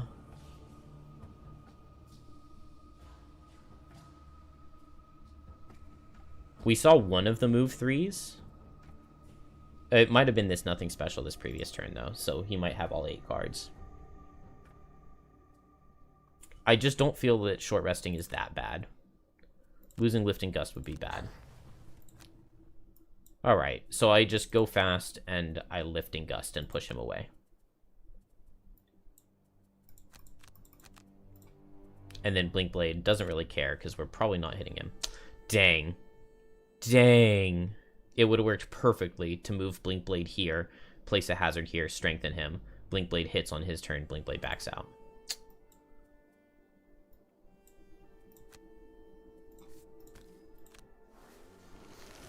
Maybe I should have healed Snowflake.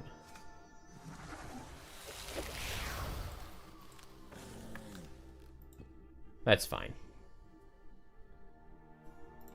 We're just going to, long rest this next turn. And he's, like, so far away. So I'll just go late and snowball myself. And long rest.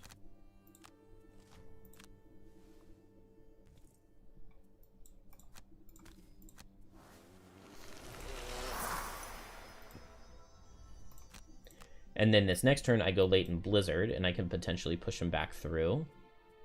And it feels like we've managed to escape this first room. So, just go late in Blizzard and Frigid Growth, maybe. If he moves like 1, 2, 3, that would be the dream. Here, I'll just go late and move forward.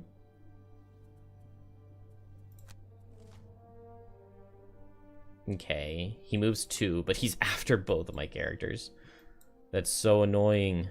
If I move 1, 2, 3, 4, I think that this is worth it. What's he hitting for? He's hitting for 4, but he doesn't even hit me. I kind of want to just not even Oh, hey, we got a curse out. That's really good. I think Snowflake still has a curse, but... Just move forward 3 and strengthen Blinkblade, maybe? Oh, wait, no. Undo. Maybe not undo. I was thinking that I could place a hazard here, and then he's forced to step through a hazard. But if I do that, then he hits Blinkblade.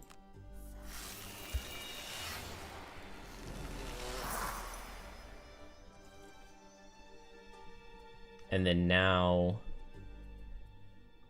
No.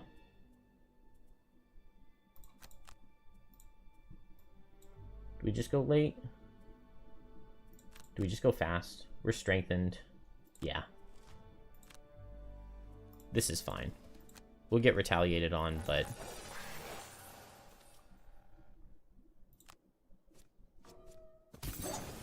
Okay. Strengthen didn't quite come into play as much as I wanted it to. So I can run Blinkblade away with Crosswinds, or we could just pick up the kill. Nice.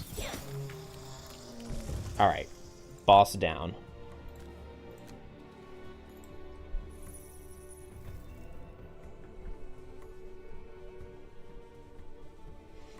Sometimes never lucky and sometimes never lucky. Alright, we just heal up and loot.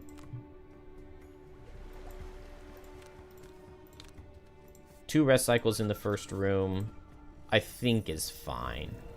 Because this next room, I generally feel I can get through in one rest cycle. And then that gives me several cards for the next room. But the last room is scary.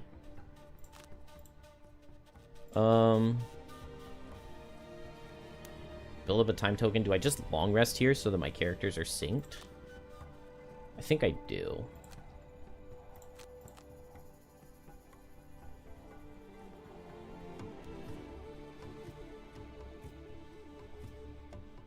Snowflake just wants to wait for monsters to come to her and then push them through these hazards, I think. Or maybe I put a hazard here and I like back up to this spot and then I can't be pushed into anything, and as soon as somebody comes like here, I get a nice push. Or I just put a hazard in the door. I move here and put a hazard in the door. That's really good. And then I run this way and I push down. Okay. We feel pretty set. Unfortunately, these are all really good cards that I'm going to have to lose one of, but Kinetic Transfer sets an element, which makes Snow Imp stronger.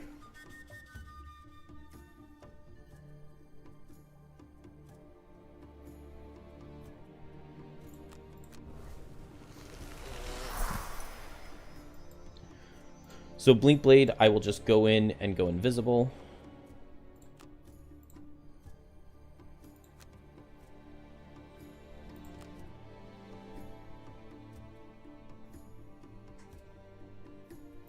And Snowflake, I want to move 1, 2 shortly after Blinkblade. And place a hazard.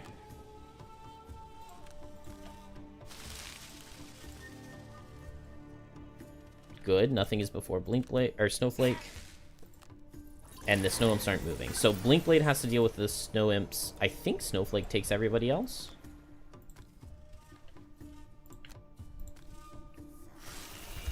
Blinkblade also gets strengthened for next turn. That's a heavy move card out of Living Bones. Please don't push me 4. If it pushes me 4, I'm undoing, because that's the game cheating. Okay, good. I think it pushing 4 was because of him being, like, strengthened or disadvantaged or something. But I just go fast, heal myself, push this guy away. And Snowflake's totally safe there. Here, I just go late, drive, recharge, twin strike. Hopefully, the Snow Imps move. They made the scenario look so cool in digital. It's not just a glowing orb and some snow. Yeah, they made a lot of the scenarios look really good. I'm very happy with basically everything about the way the game looks. I feel like it looks looks better than Gloomhaven Digital did.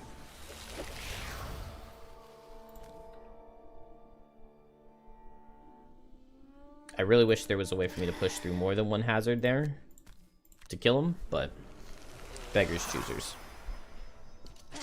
Oh, he walks through the hazard. Okay, never mind. I knew that. I knew that. And then we don't get the heal here, but that's fine. We'll target the elite with this strengthen.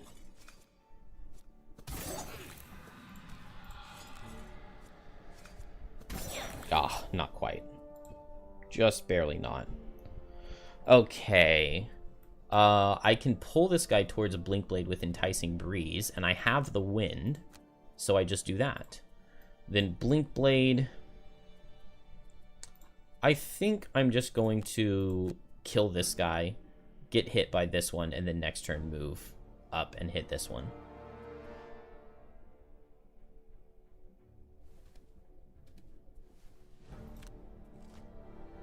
Nice, move one. I love it. Eat the wind. Oh, and I can immobilize him.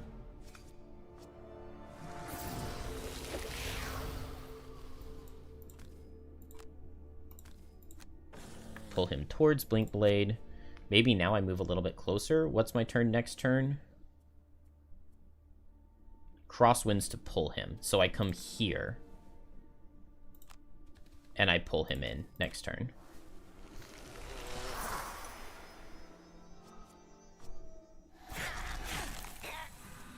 Oh my.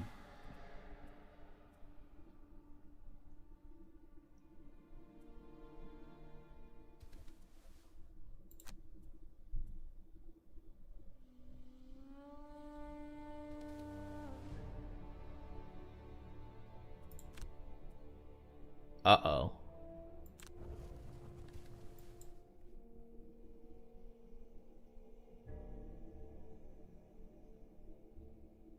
Wow. I let my guard down for 1 second.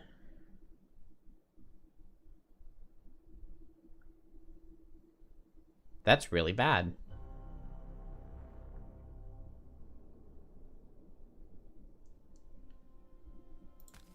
That's really, really bad.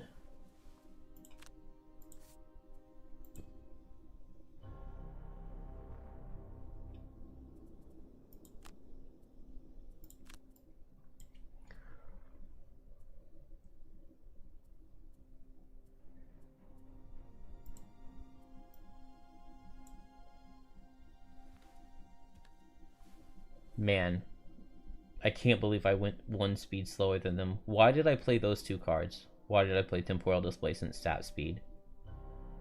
That was so stupid.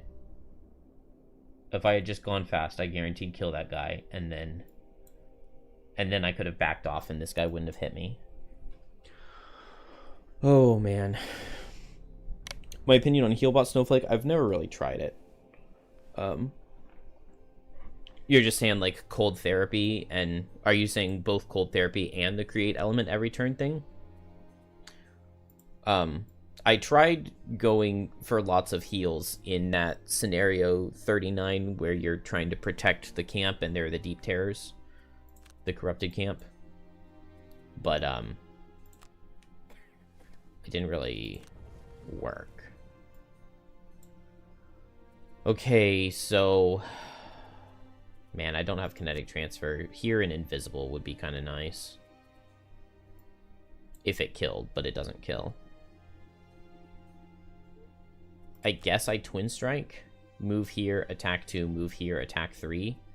But if it doesn't pick up the kill, that's so bad.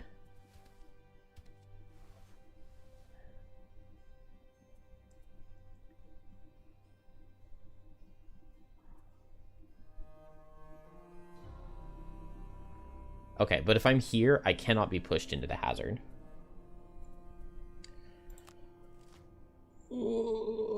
Okay.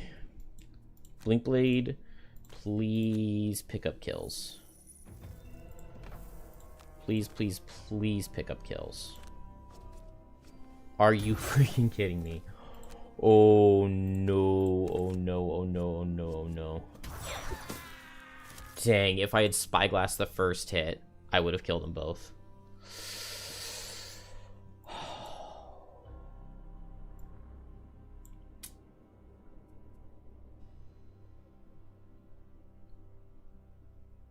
I could move in. Oh, this is so scary. I could move in and Crosswind's Blink Blade to have him move and hit the Snow Imp. And it would be guaranteed to kill because we already drew the miss. I'm not in range of the Snow Imp. No, I'm not. So if I come...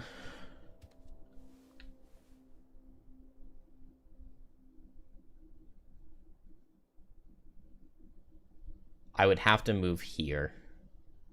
Or here.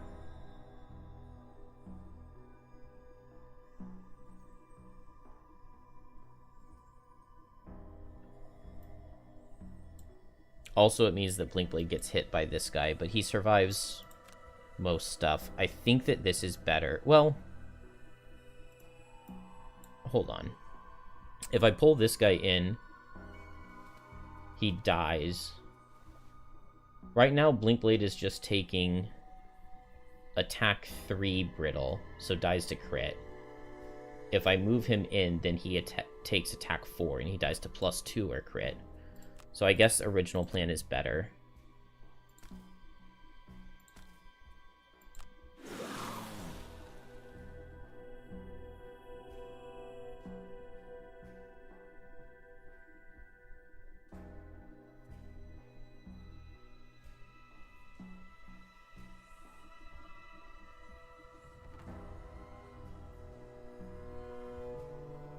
I move Snowflake here, and Snowflake's the focus of the Snow Imp?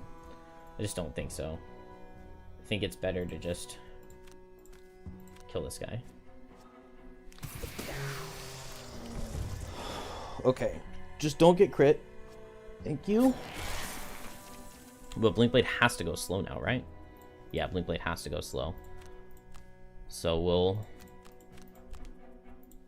we'll play this, and that means I have to short rest. Whiteout is a good card, but... Oh, man, activating Snowball and getting a Whiteout into a White Winds is like a really good win condition for the final room. Whiteout is really good for the final room. Please don't be Snowball. Okay. Crosswinds is also a pretty bad card to lose, but...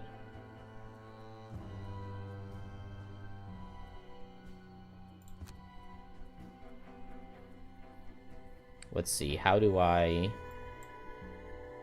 move forward, and I mean, I guess I just barely attack and just hope that it kills. Okay. That's fine. Man, this one Snow Imp has caused so many problems.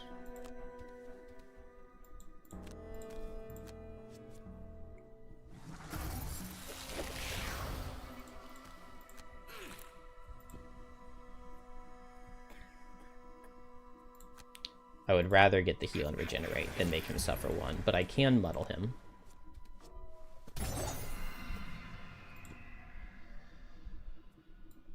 And then here, I just jump over, right?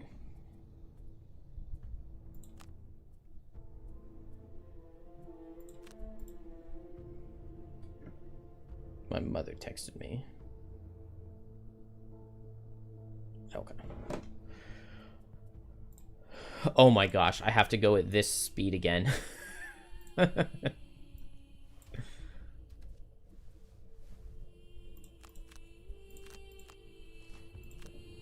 And he outspeeds me again. Luckily, Snowflake misses. But push 1-2, 1-2. I don't get pushed into the hazard at least. Okay. My gosh.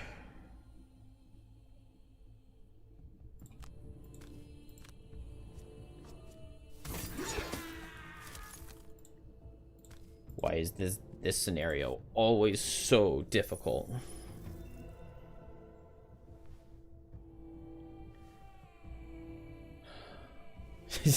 Yeah, that would have been terrifying if he had opened the door with my body. Dang, I want to play Snowball bottom, but I don't want to go in brittled. So are we long resting? Oh gosh, Blinkblade's dead from that one mistake. I literally messed up by 1 initiative point. And now Snowflake has to like solo the rest of the level.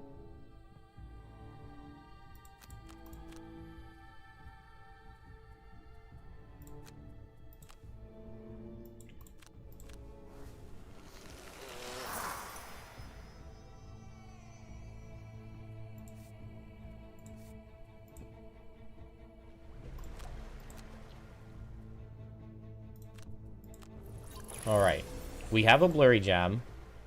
They do have potential heals, but we'll just see what happens. I think I go slow this turn.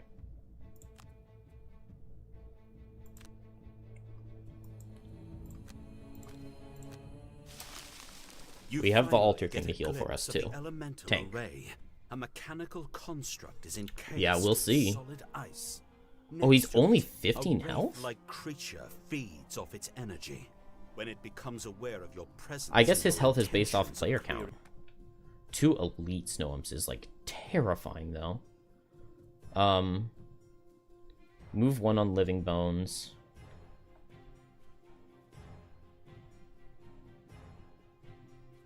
Man. Do I not do this attack? Because doing the attack would give an element. If I'm here, this guy sees 1, 2, 3 versus 1, 2, 3, 4.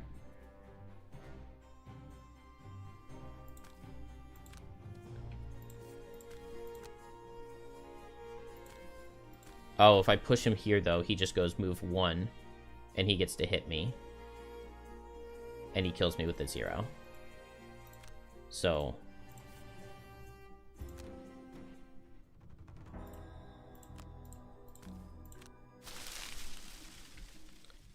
if I go here, I can lifting gust him, and he won't reach me.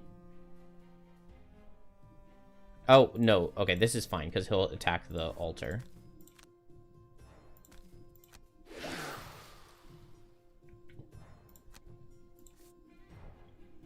And now everybody should hit the altar, and I didn't set an element.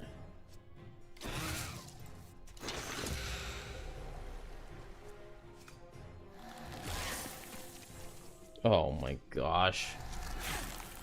It feels like I'm gonna lose this. Maybe I should have lost some cards to some of that damage, I don't even know. Alright, Blinkblade was able to long rest, so I run up to the Snow Imp and I Blurry Jab him.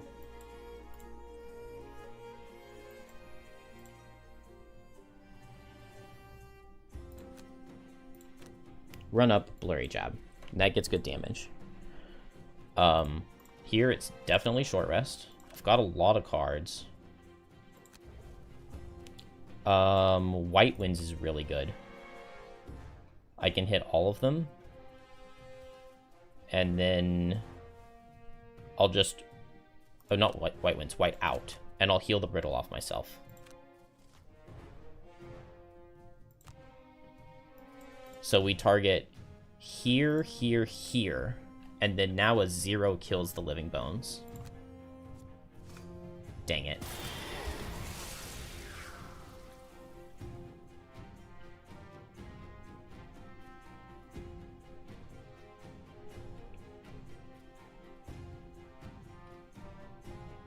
Rhymeheart's hitting less, which is good.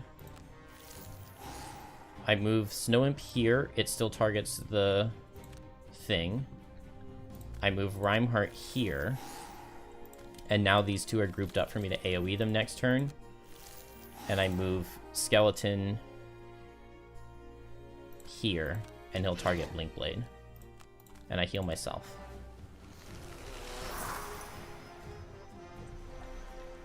Blinkblade. I could Twin Strike now to kill the living bones. I think I like that over blurry jabbing the Snow Imp, because I'm going fast next turn anyway. So I go here. Do I strengthen this hit? I strengthen this hit to get the kill. Cool, good strengthen, good strengthen. I hit this guy. Good, good, good, good, good, good, good, good, good, good, good, good, good. He just pushes Blinkblade into the corner. Ain't no thing. We outspeed him next turn, we go and we hit. The thing survives. And does it survive? Yes. Okay. Now, Snowflake goes for... I have 2 ticks of Snowball left, so these are hard hits. We have Ice, so we go for a fast Blinding Vortex. I think I have to step up 1, because it's these hexes, right? So I step up and I Blinding Vortex. And then Blinkblade short rests. And does Blurry Jab.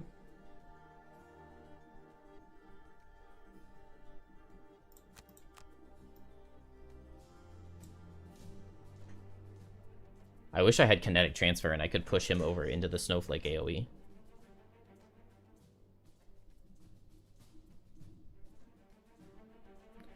Let's do Twin Strike, because then we kill even if we miss one of the attacks. The altar has died pretty fast. Snowflake is healing, which is good. Rhymeheart is hitting hard, so we'll have to lose a card if...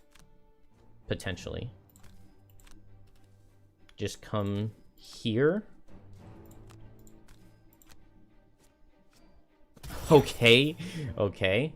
We played into that potential miss. Do I go here? I think I go here just so that I'm closer. -1 kills. Good. And I already took my -2 out, so it was guaranteed to die. And then now we need to step closer. Unfortunately, I will take the Retaliate. But we get attack 7, attack 8. Please kill the Snow Imp. Please kill the Snow Imp. Yes, yes, okay. Okay, we're in there. We are in there. I can't hold alt to check, can I? I think Blinkblade loses a card? Or... I reserve the right to, after this, undo and change it if...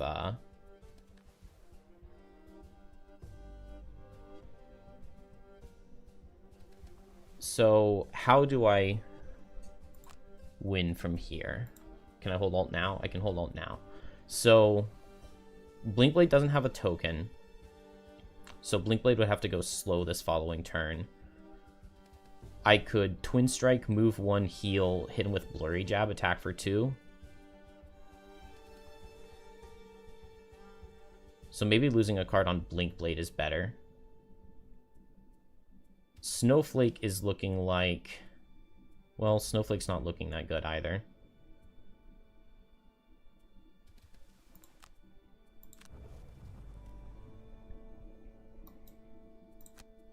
This is basically my last turn.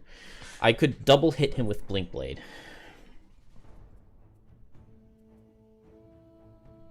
So if I play Enticing Breeze, I move him, I pull him into Blinkblade. I attack him for 1 and pull him into Blinkblade. Or I just go for the Whiteout Loss. I just go for the Whiteout Loss. And then I go as fast as I can. I move up and I hit him, and I have cards that I can discard if...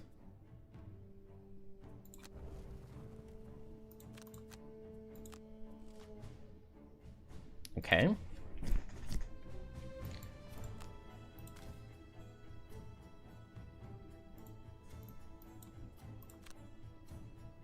From here, can I Whiteout Loss him?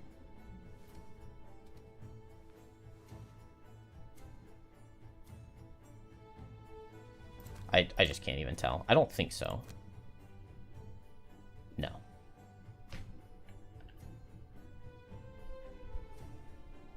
Okay. I guess I'm going to take the Retaliate no matter what, but it doesn't really matter with my health where it is. Okay.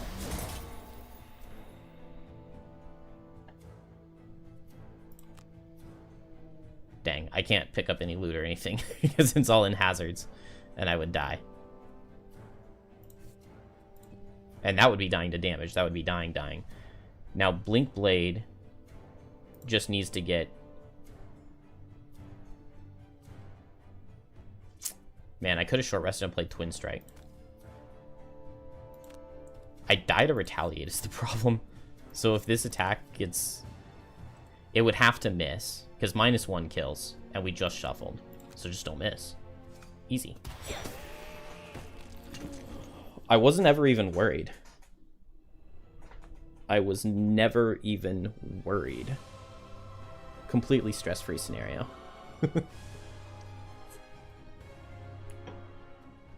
Man, I hate that level. Somehow we made it. It definitely would have been easy had I not completely screwed up that Blink Blade turn and gone at 44 initiative.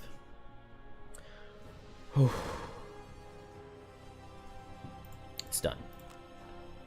I'm so sad that the characters still don't show up on the statistics screen, which I don't even understand why, because like it's pretty easy to like know this is Snowflake and this is Blink Blade, but Blink Blade got all the kills even though they did almost the same damage.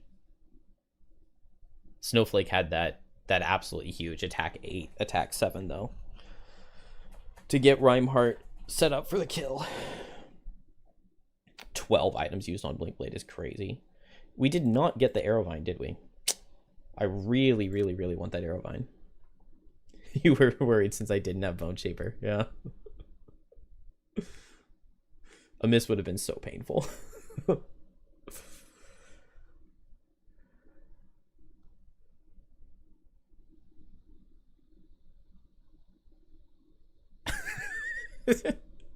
Smokes like he wants to destroy the rainforest. I got lucky. That's what it was.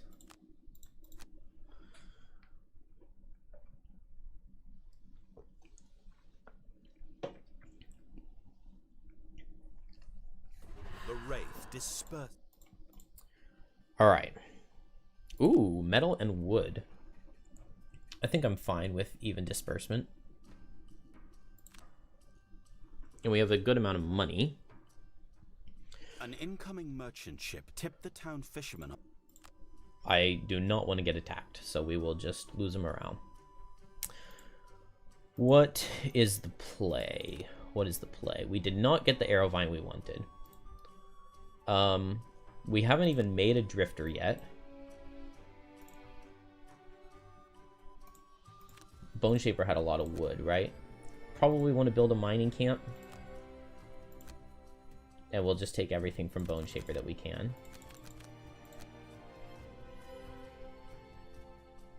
And then Blink Blade's metal seems fine.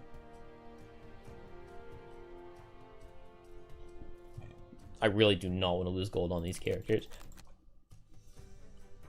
But I guess it's okay. What do we have available? Frozen Crypt, Edge of the World, Crystal Trench. So all of these levels Snowflake is pretty good for.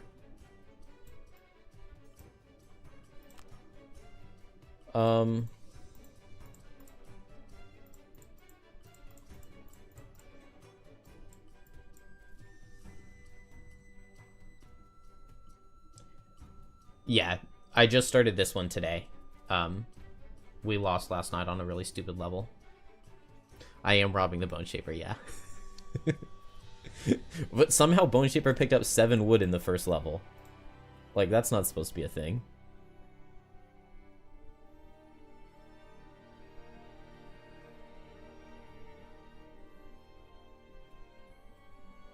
Okay, Blink Blade has played a lot of levels.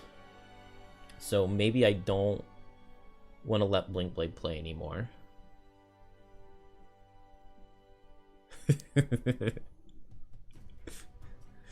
In Twitch chat we have Bone Shaper hate, and then in YouTube we have Bone Shaper love. Oh, I never put the leather armor. Oh my gosh, I put a curse in my deck to go into the scenario to buy this leather armor, and then I didn't put it on. Oh my gosh, leather armor would have made such a huge difference. potentially, in Blink Blade not getting absolutely dumpstered.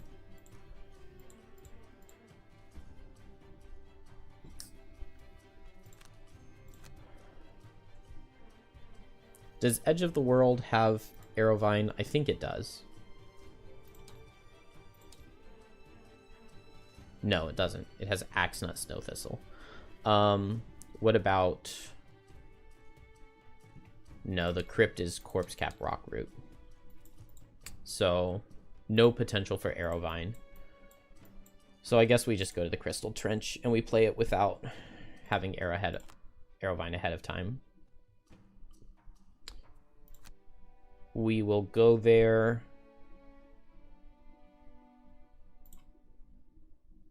with... We probably need to go ahead and start making a Drifter.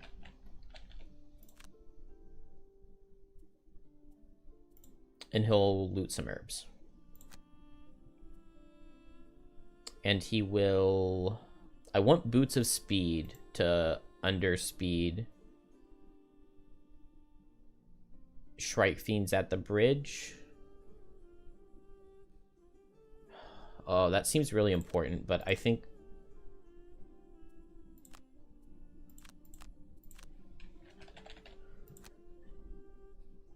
Hey, we got Study of Plants again. I think we'll take Amulet of Life. And Shield apparently interacts correctly with Brittle now. Hopefully.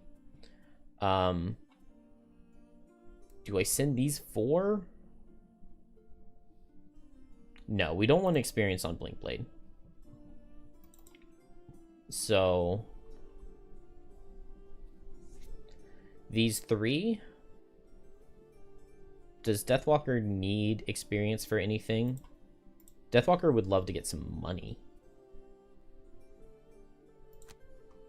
Yeah, I'd love a Wound Sword on Deathwalker. So let's go with these.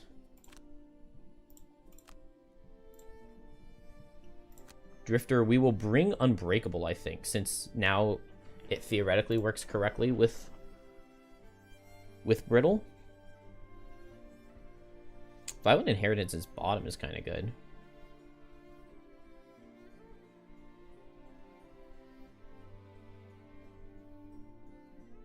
Let's bring Fortitude.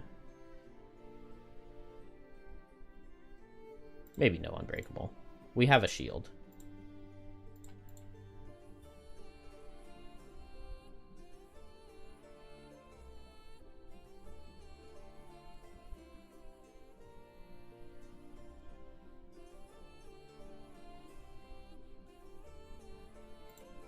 I'm going to be a madman, and I'm going to commit Destructive Fury in the first room. Ooh, and I can strengthen ahead of time with Snowflake. I like that. Any craftables here? Can't get a Protective Scepter.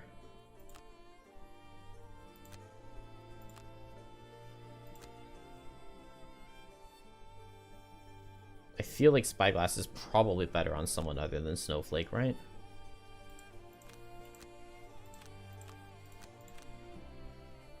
What about here? Nothing and nothing. All right, let's go.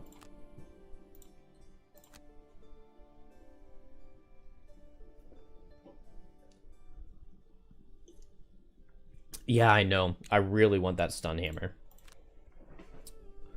Destructive Fury with Crushing Weight and Shockwave both up, and the Stun Hammer. Just sounds like the most amazing turn. Become Exhausted. We can't do that. Only Short Rests. Please no. Lose a card to negate 2 or less damage from an attack. Theoretically. But that does not sound like something I want to do. All of these really suck. Remove a negative condition. Yeah, easy. Easy. Never do a basic action. 2 or more loot tokens while adjacent to an enemy. 2 losses in the same turn. I wonder if they've fixed this, because I know it wasn't working correctly before. We could go for Specialist. I just always mess it up. So maybe I just won't mess it up this time?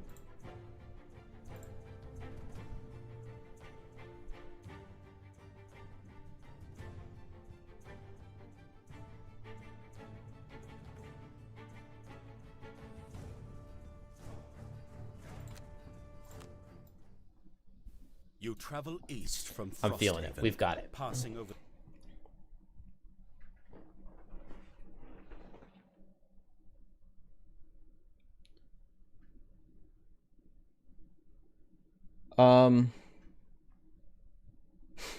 I feel like I only play Sussy Momentum if I'm trying to get the mastery.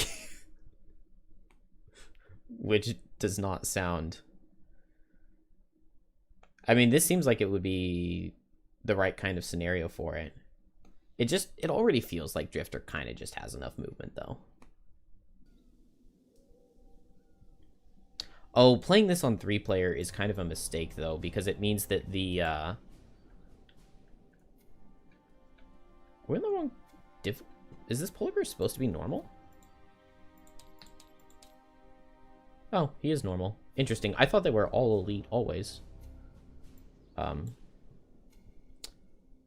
What is the HP on Hounds gonna be?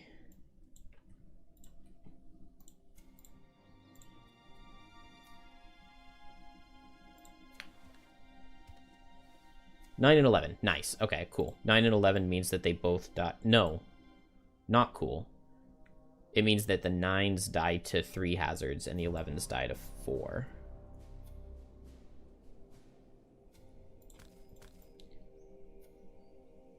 The number of enemies here makes me think Call to the Abyss.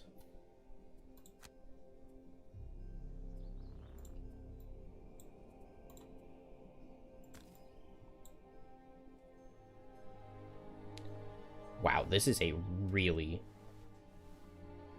really scary room.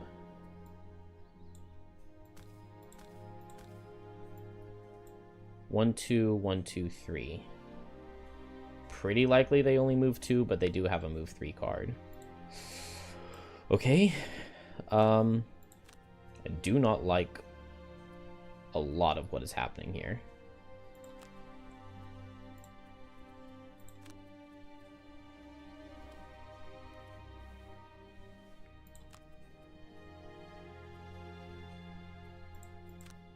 Oh, wait, I want him standing here.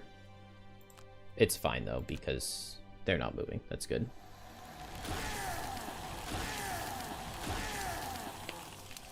Yeah, 3 imps on 2 characters. Yeah, the only... If you're playing 2-player, you just don't get these 2.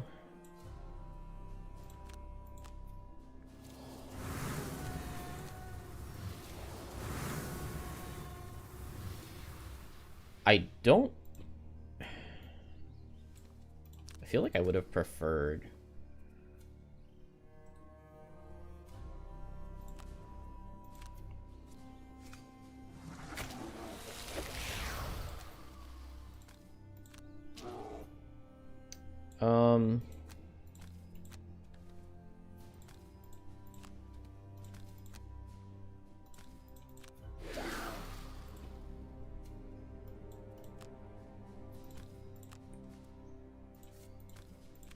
We're just going to run back and just hopefully not get hit this next turn. And so I maybe throw a ranged attack over here and then just run. Or do I just run and grant an attack with crosswinds? The only problem is I don't want to use Drifter ticks, but I could just grant the attack into Deathwalker. Deathwalker will just go fast, and am I just meleeing this guy for 2? No, using the dark so they can't have multi-target is good. So I might back up here, or I might just attack at disadvantage. And then Drifter maybe just picks up the kill.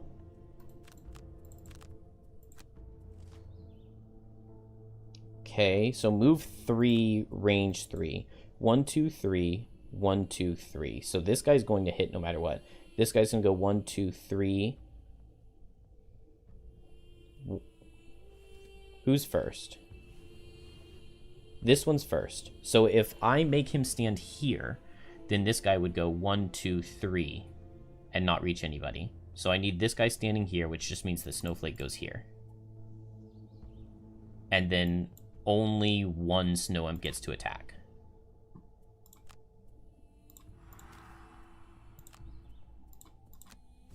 Mark him. Ooh, nice disadvantage. Move slightly closer. Oh, I really wish that Drifter were first.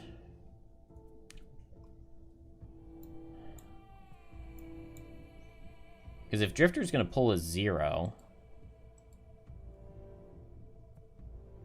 they said they added an XP indicator. Didn't they? Is it these 0s and 1s? That is not enough. It's crazy the game considers a hound to be twice as difficult as a snow imp. Yeah, that does not line up. That does not line up. Okay, so I can grant an attack to Snowflake. And then Drifter kills with everything except miss. I could grant an attack to Drifter, and that would kill with anything 0 or better, but then he loses a tick. I could just throw an attack 1 over here, just to start softening them up. But then Drifter doesn't kill if Drifter gets a 0 or worse. And that would feel bad. So I think securing the kill is better than getting 1.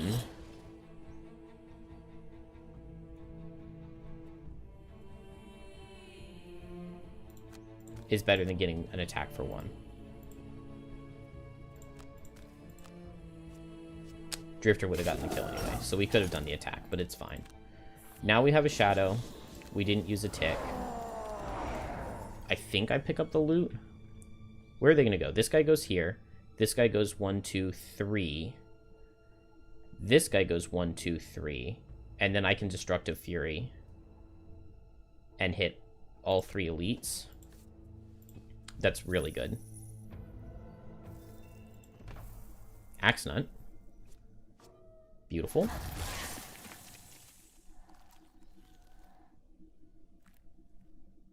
Okay. So we just commit Destructive Fury here. 1, 2, 3. And hit. Snowflake could go fast and pull a normal in. Snowflake could go fast and strengthen Drifter. That feels better. The only problem is that over here is not where I want to place a hazard for dealing with the hounds. Dude, if they pull the 5. I mean, if they pull the 5, then I just don't play the loss, right? And then it's not the end of the world. I can move Shadow. I don't have Dark Fog. Oh, that's a huge throw. Okay, I was thinking move Shadow and Lingering Rot, but I just don't have any of that.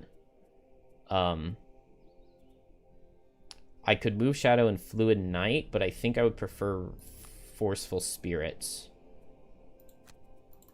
So we just move up and Forceful Spirits and hit a couple. And so I could pull a guy in, but maybe I would prefer...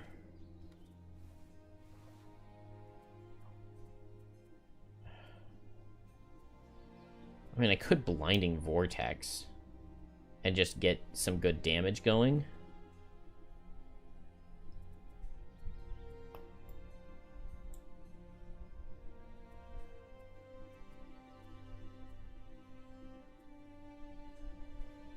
I think I'm just going to strengthen. The only problem is that this is just really not where I want to be placing the hazard.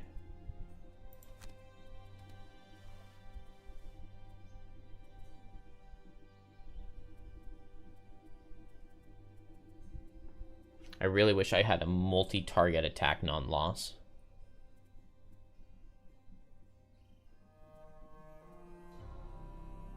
Feels like this is a really important turn to get right.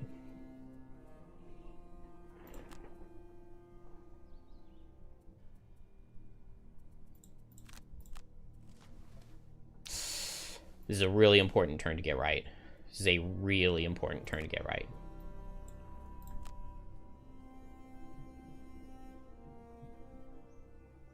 Yeah, Dark Fog top was also something that I thought about with the triangle pattern. Move 2 on the ones in the back, so we're going to get filled with curses.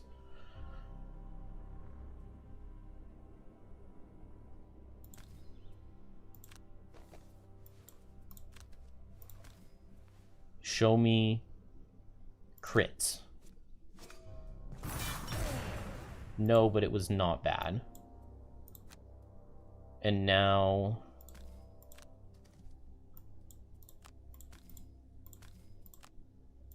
+1? No. +2? No.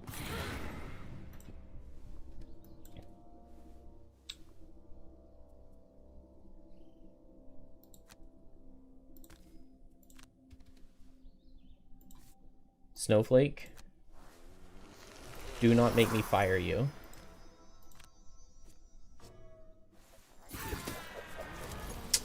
Okay. Man, I wish I had had the ice.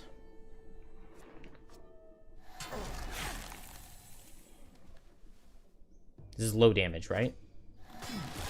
Okay. Oh. Dude, the shield still did not interact correctly with brittle. Right? Attack for 1, ×2, ×2. Prevented 1 damage with heater shield. What? Why did they put that shield now works correctly with brittle in the patch notes?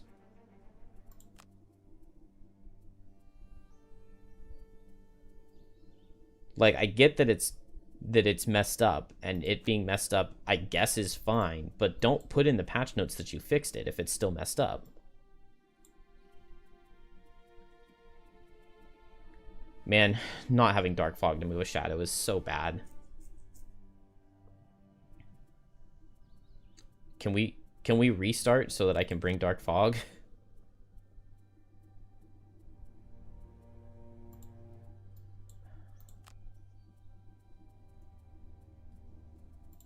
Also, like, part of the reason I took the shield as my item was because the patch notes said it was fixed, and it's just not fixed.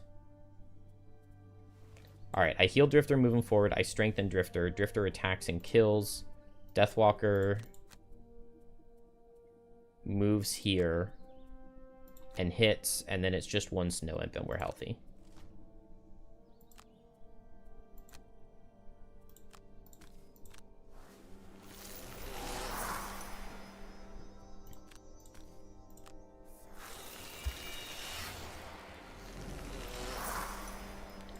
Deathwalker, do not miss this kill. You kill with a -2. Thank you.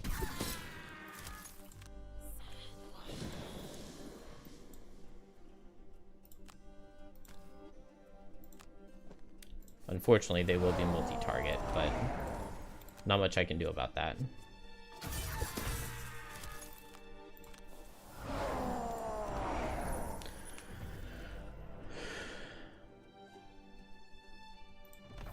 Oh, that's interesting. I mean, I didn't leave it open. Like the game, I opened the game this morning, but you're right, maybe it didn't patch. Oh, or maybe the patch just like hadn't... They probably released the patch notes before the patch, didn't they? So maybe the patch just isn't even out yet. And I baited myself. I really don't want to lose a tick, so I think I'm just going to ranged attack poison. And I'll just go after, and now Strength of the Abyss is only an attack for 3, but attack for 1 poison, attack for 4, and then I can Lifting Gust after that. Cool, we all outspeed.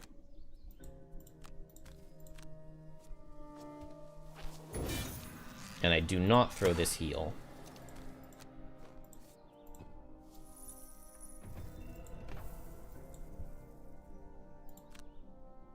I could throw this heal, but I think I would rather kind of ensure that I kill.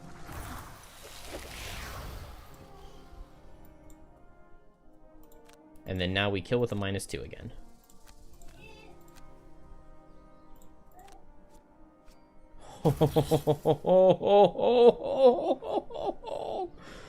Oh no. Oh, I could have just Fluid Knighted him too. Of course. Of course. I didn't heal. Literally, I had 2 characters that could have healed. And I didn't do it.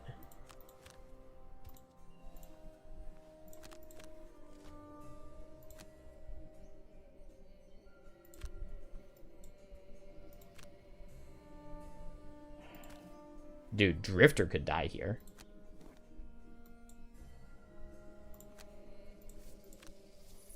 This is so annoying. I want to blame the patch. Heater Shield is supposed to... Brittle is supposed to be the very, very, very last thing that is done. So...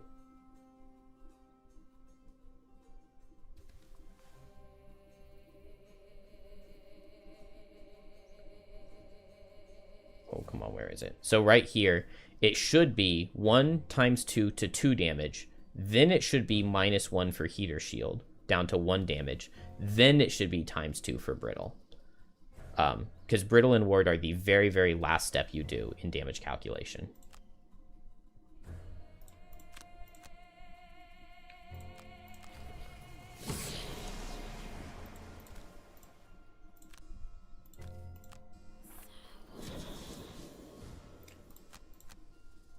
Mm-hmm.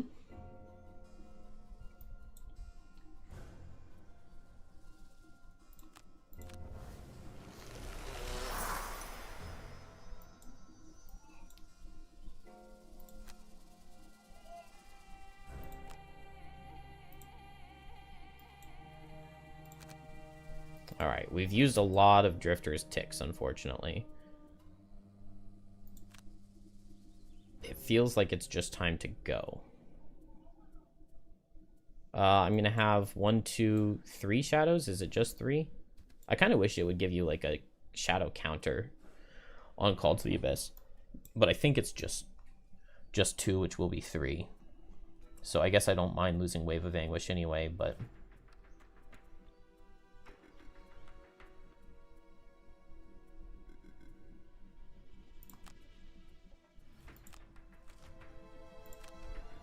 Deathwalker, you have 1 job.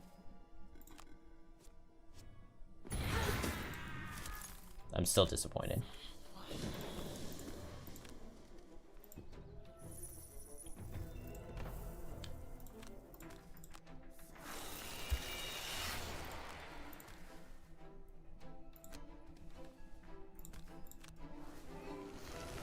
Drifter's heal's still gonna get wasted, right? We have... Well, okay, this just doesn't even try to show correctly anymore. We have 4 continuous healths, so we'll probably go down to 3, right? Definitely looked like I performed a heal there. Yeah, we're down to 3. I can open and poison.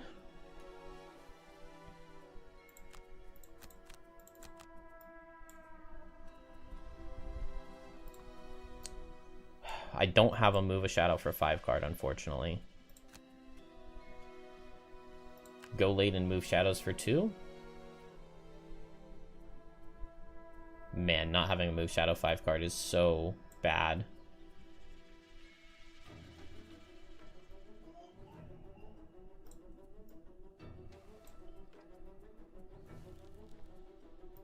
Go medium and potentially push.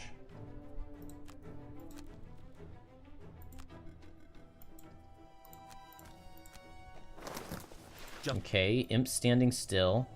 Bear's moving less.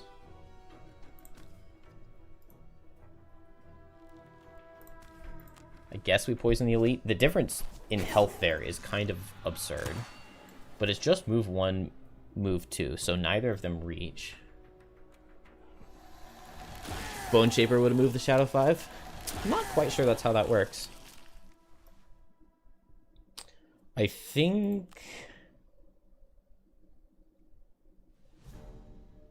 I'm going to move here.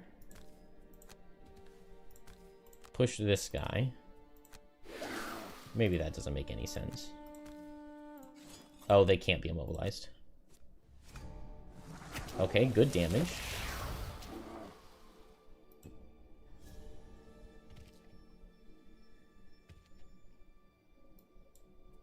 Oh, I did just push them like super far away, so now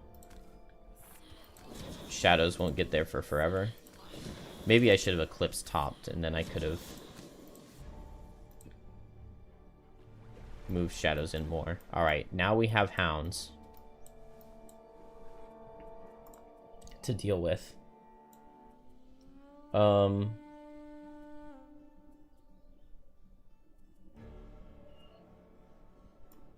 Drifter moves in 1, 2, 3. I could use like all my Drifter ticks here. Vile Assault, move in, attack, attack. I kind of like that. And then here, I just grant Drifter. Maybe I set Snowball for myself. We're all healthy.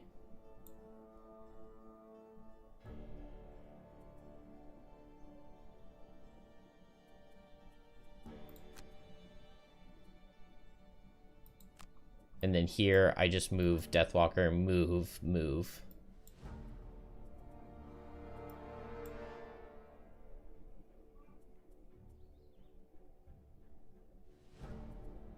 And then next turn, she gets off an attack 4 with Strength of the Abyss.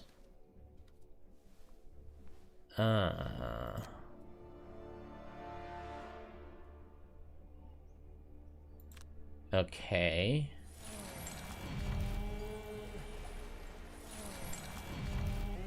I definitely don't love everything happening here.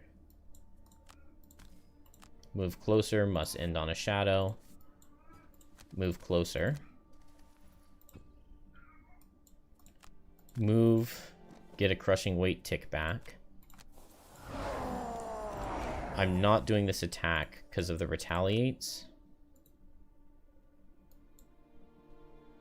I mean, I would like just about kill this guy. Drifter does have a fair amount of stamina. And I have 4 crushing weights, right? It doesn't even show here anymore for some reason.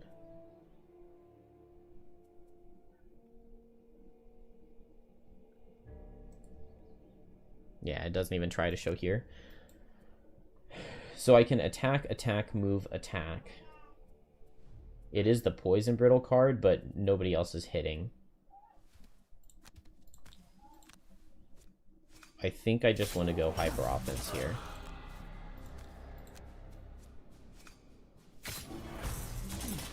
Okay. I didn't kill him, but at least he's low.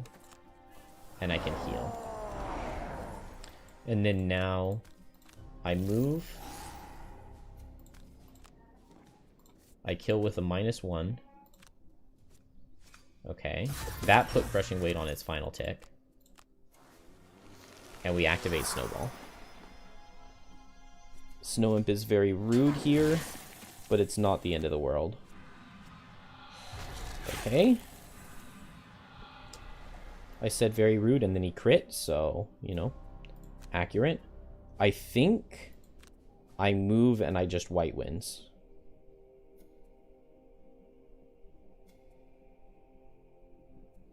That's pretty good. This guy's definitely not reaching us yet.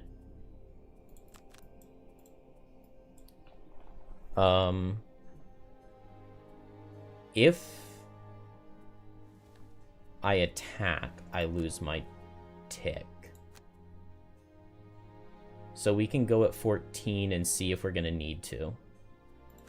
And I think this means that I boots Deathwalker. But I probably need to, given that that's like hyper offense coming out of everything. Move here. I don't get to pick the order, do I?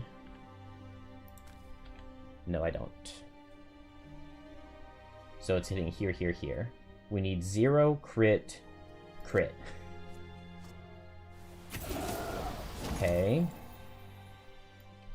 Now, Deathwalker can move here. Deathwalker's never the focus.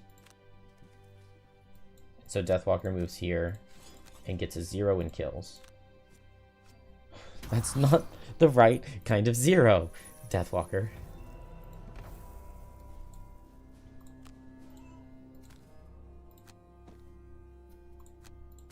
If this doesn't kill...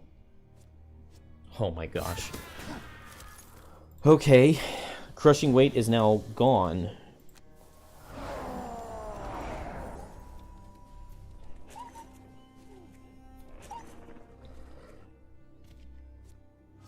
Oh my gosh. Stop it. Have I gotten, like, any good crits? Am I just cursed to, like, to always miss and just never have anything go right? This is okay.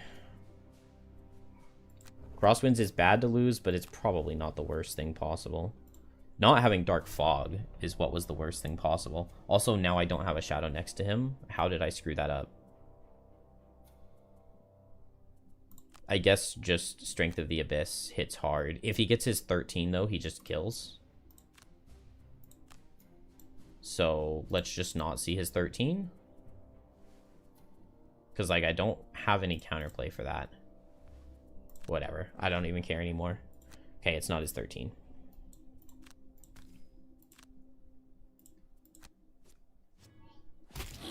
Okay. And I mean, I could pick up loot, but I want to move towards the end. This hound doesn't reach yet, and it is a lower move card, but they're going to get close.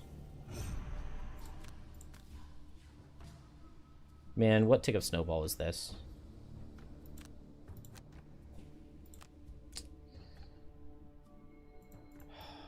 Oh, I wish Drifter were first. Oh, but I have to... Well, he's standing still, though. Yeah, I have to do this attack. Dodged my own crit. I love that.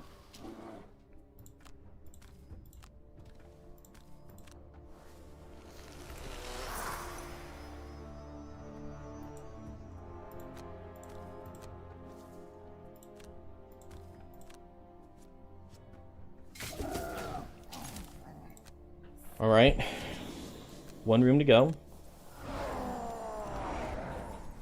The hounds are getting close. We are not going to get a pile of money. I wasn't able to put a hazard there. 1, 2, 3, 4. It's possible that they reach Deathwalker, but not faster than 19, luckily. And so I want Drifter to go in quickly.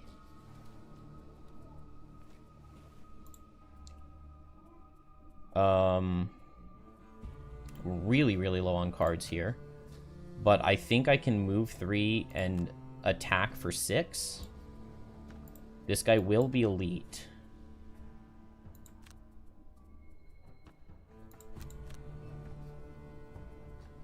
Maybe I move 6, make a shadow. I could move 6, make a shadow, and hit with Fluid Knight. As long as it's not the melee. We just need to burst this guy. Prudent Preparation, I think, is fine. Maybe I just run in and No Remorse myself.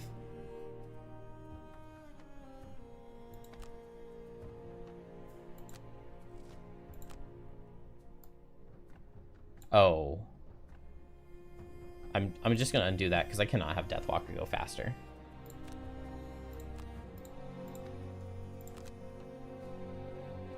Oh, but I needed to go at 19 to guaranteed underspeed the hounds. Okay, then I won't undo it. I guess I can just back off if it's a fast bear card, which it is, of course. So I have to go here. Or Deathwalker has to lose a card. Let's see. I would have 3 in discard, 3 in hand. I lose 1 in hand. I go to 2 in hand, 3 in discard. Maybe that's fine. I get off the attack 5. I just need to be healed next turn.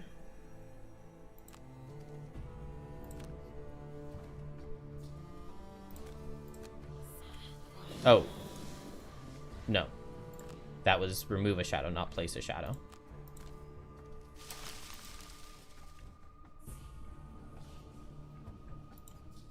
not having Dark Fog was so bad.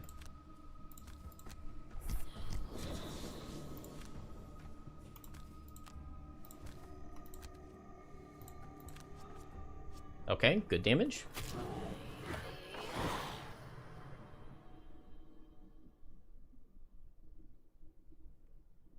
Okay, so you just patched and now it works correctly.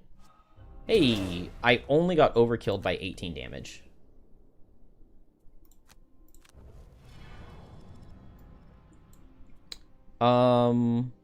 Now I just no remorse loss.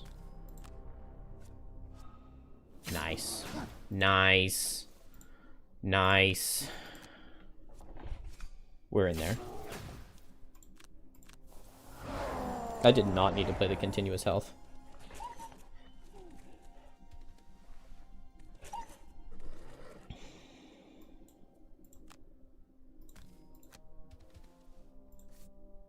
Would you like to meet my attack for 6?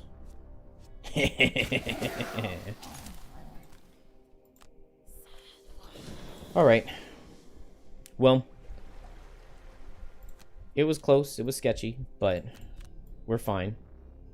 Most they can do is move 4. So Deathwalker always gets out and escapes. She did do a basic action somewhere. Oh well. We got Optimist. There's no point in... I guess I can grab 1 loot pile, and then I'm still guaranteed to escape. And lose a card to negate 2 damage or less from an attack. I don't think I am going to be able to get that. What if I lose a card to negate damage here? That's not going to give it to me, is it? No. I don't want to risk standing around and waiting. They are moving less, but... yeah, they would have to get a -2 for me to even have a chance, so I'm just going to leave. And we won the level. Now we're starting to get to the point where it's like, it's stressful, because I don't want to lose.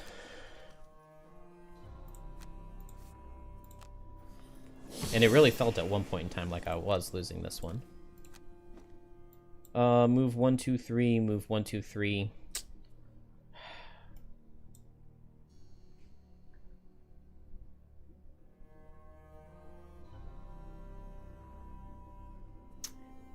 I reserve the right. If it's the 6-speed attack with immobilized next turn, I reserve the right to undo.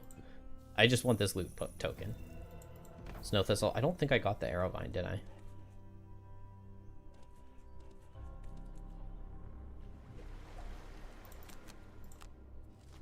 Okay, cool.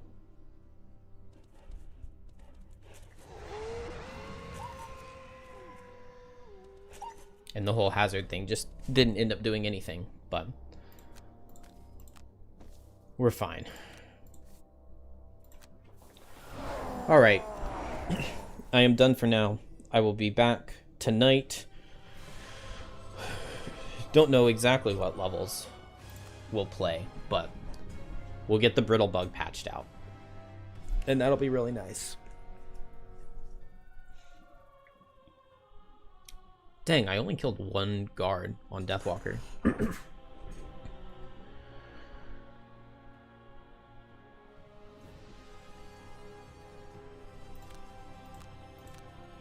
I didn't get that Arrowvine. I'm gonna have to like go replay a level for Arrowvine. That's so sad. And I'm gonna switch Deathwalker's Dark Fog in to the deck right now. I will see you later, Brian. The pack is far. I think that was 5 levels we got just now. Which is pretty good. And now we have access to the Spire, which is like the free mastery level. So we'll try to get some of those.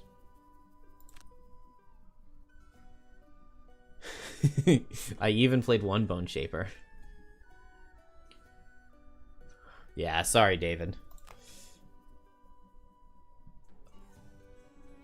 I guess splitting gold is fine. I kind of want it all on Deathwalker.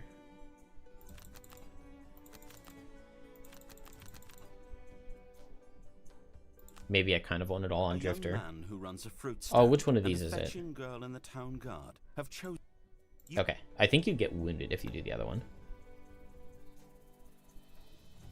No, Arrowvine is so painful. I want that. Anyway, I'm gonna go. We'll figure out town next time.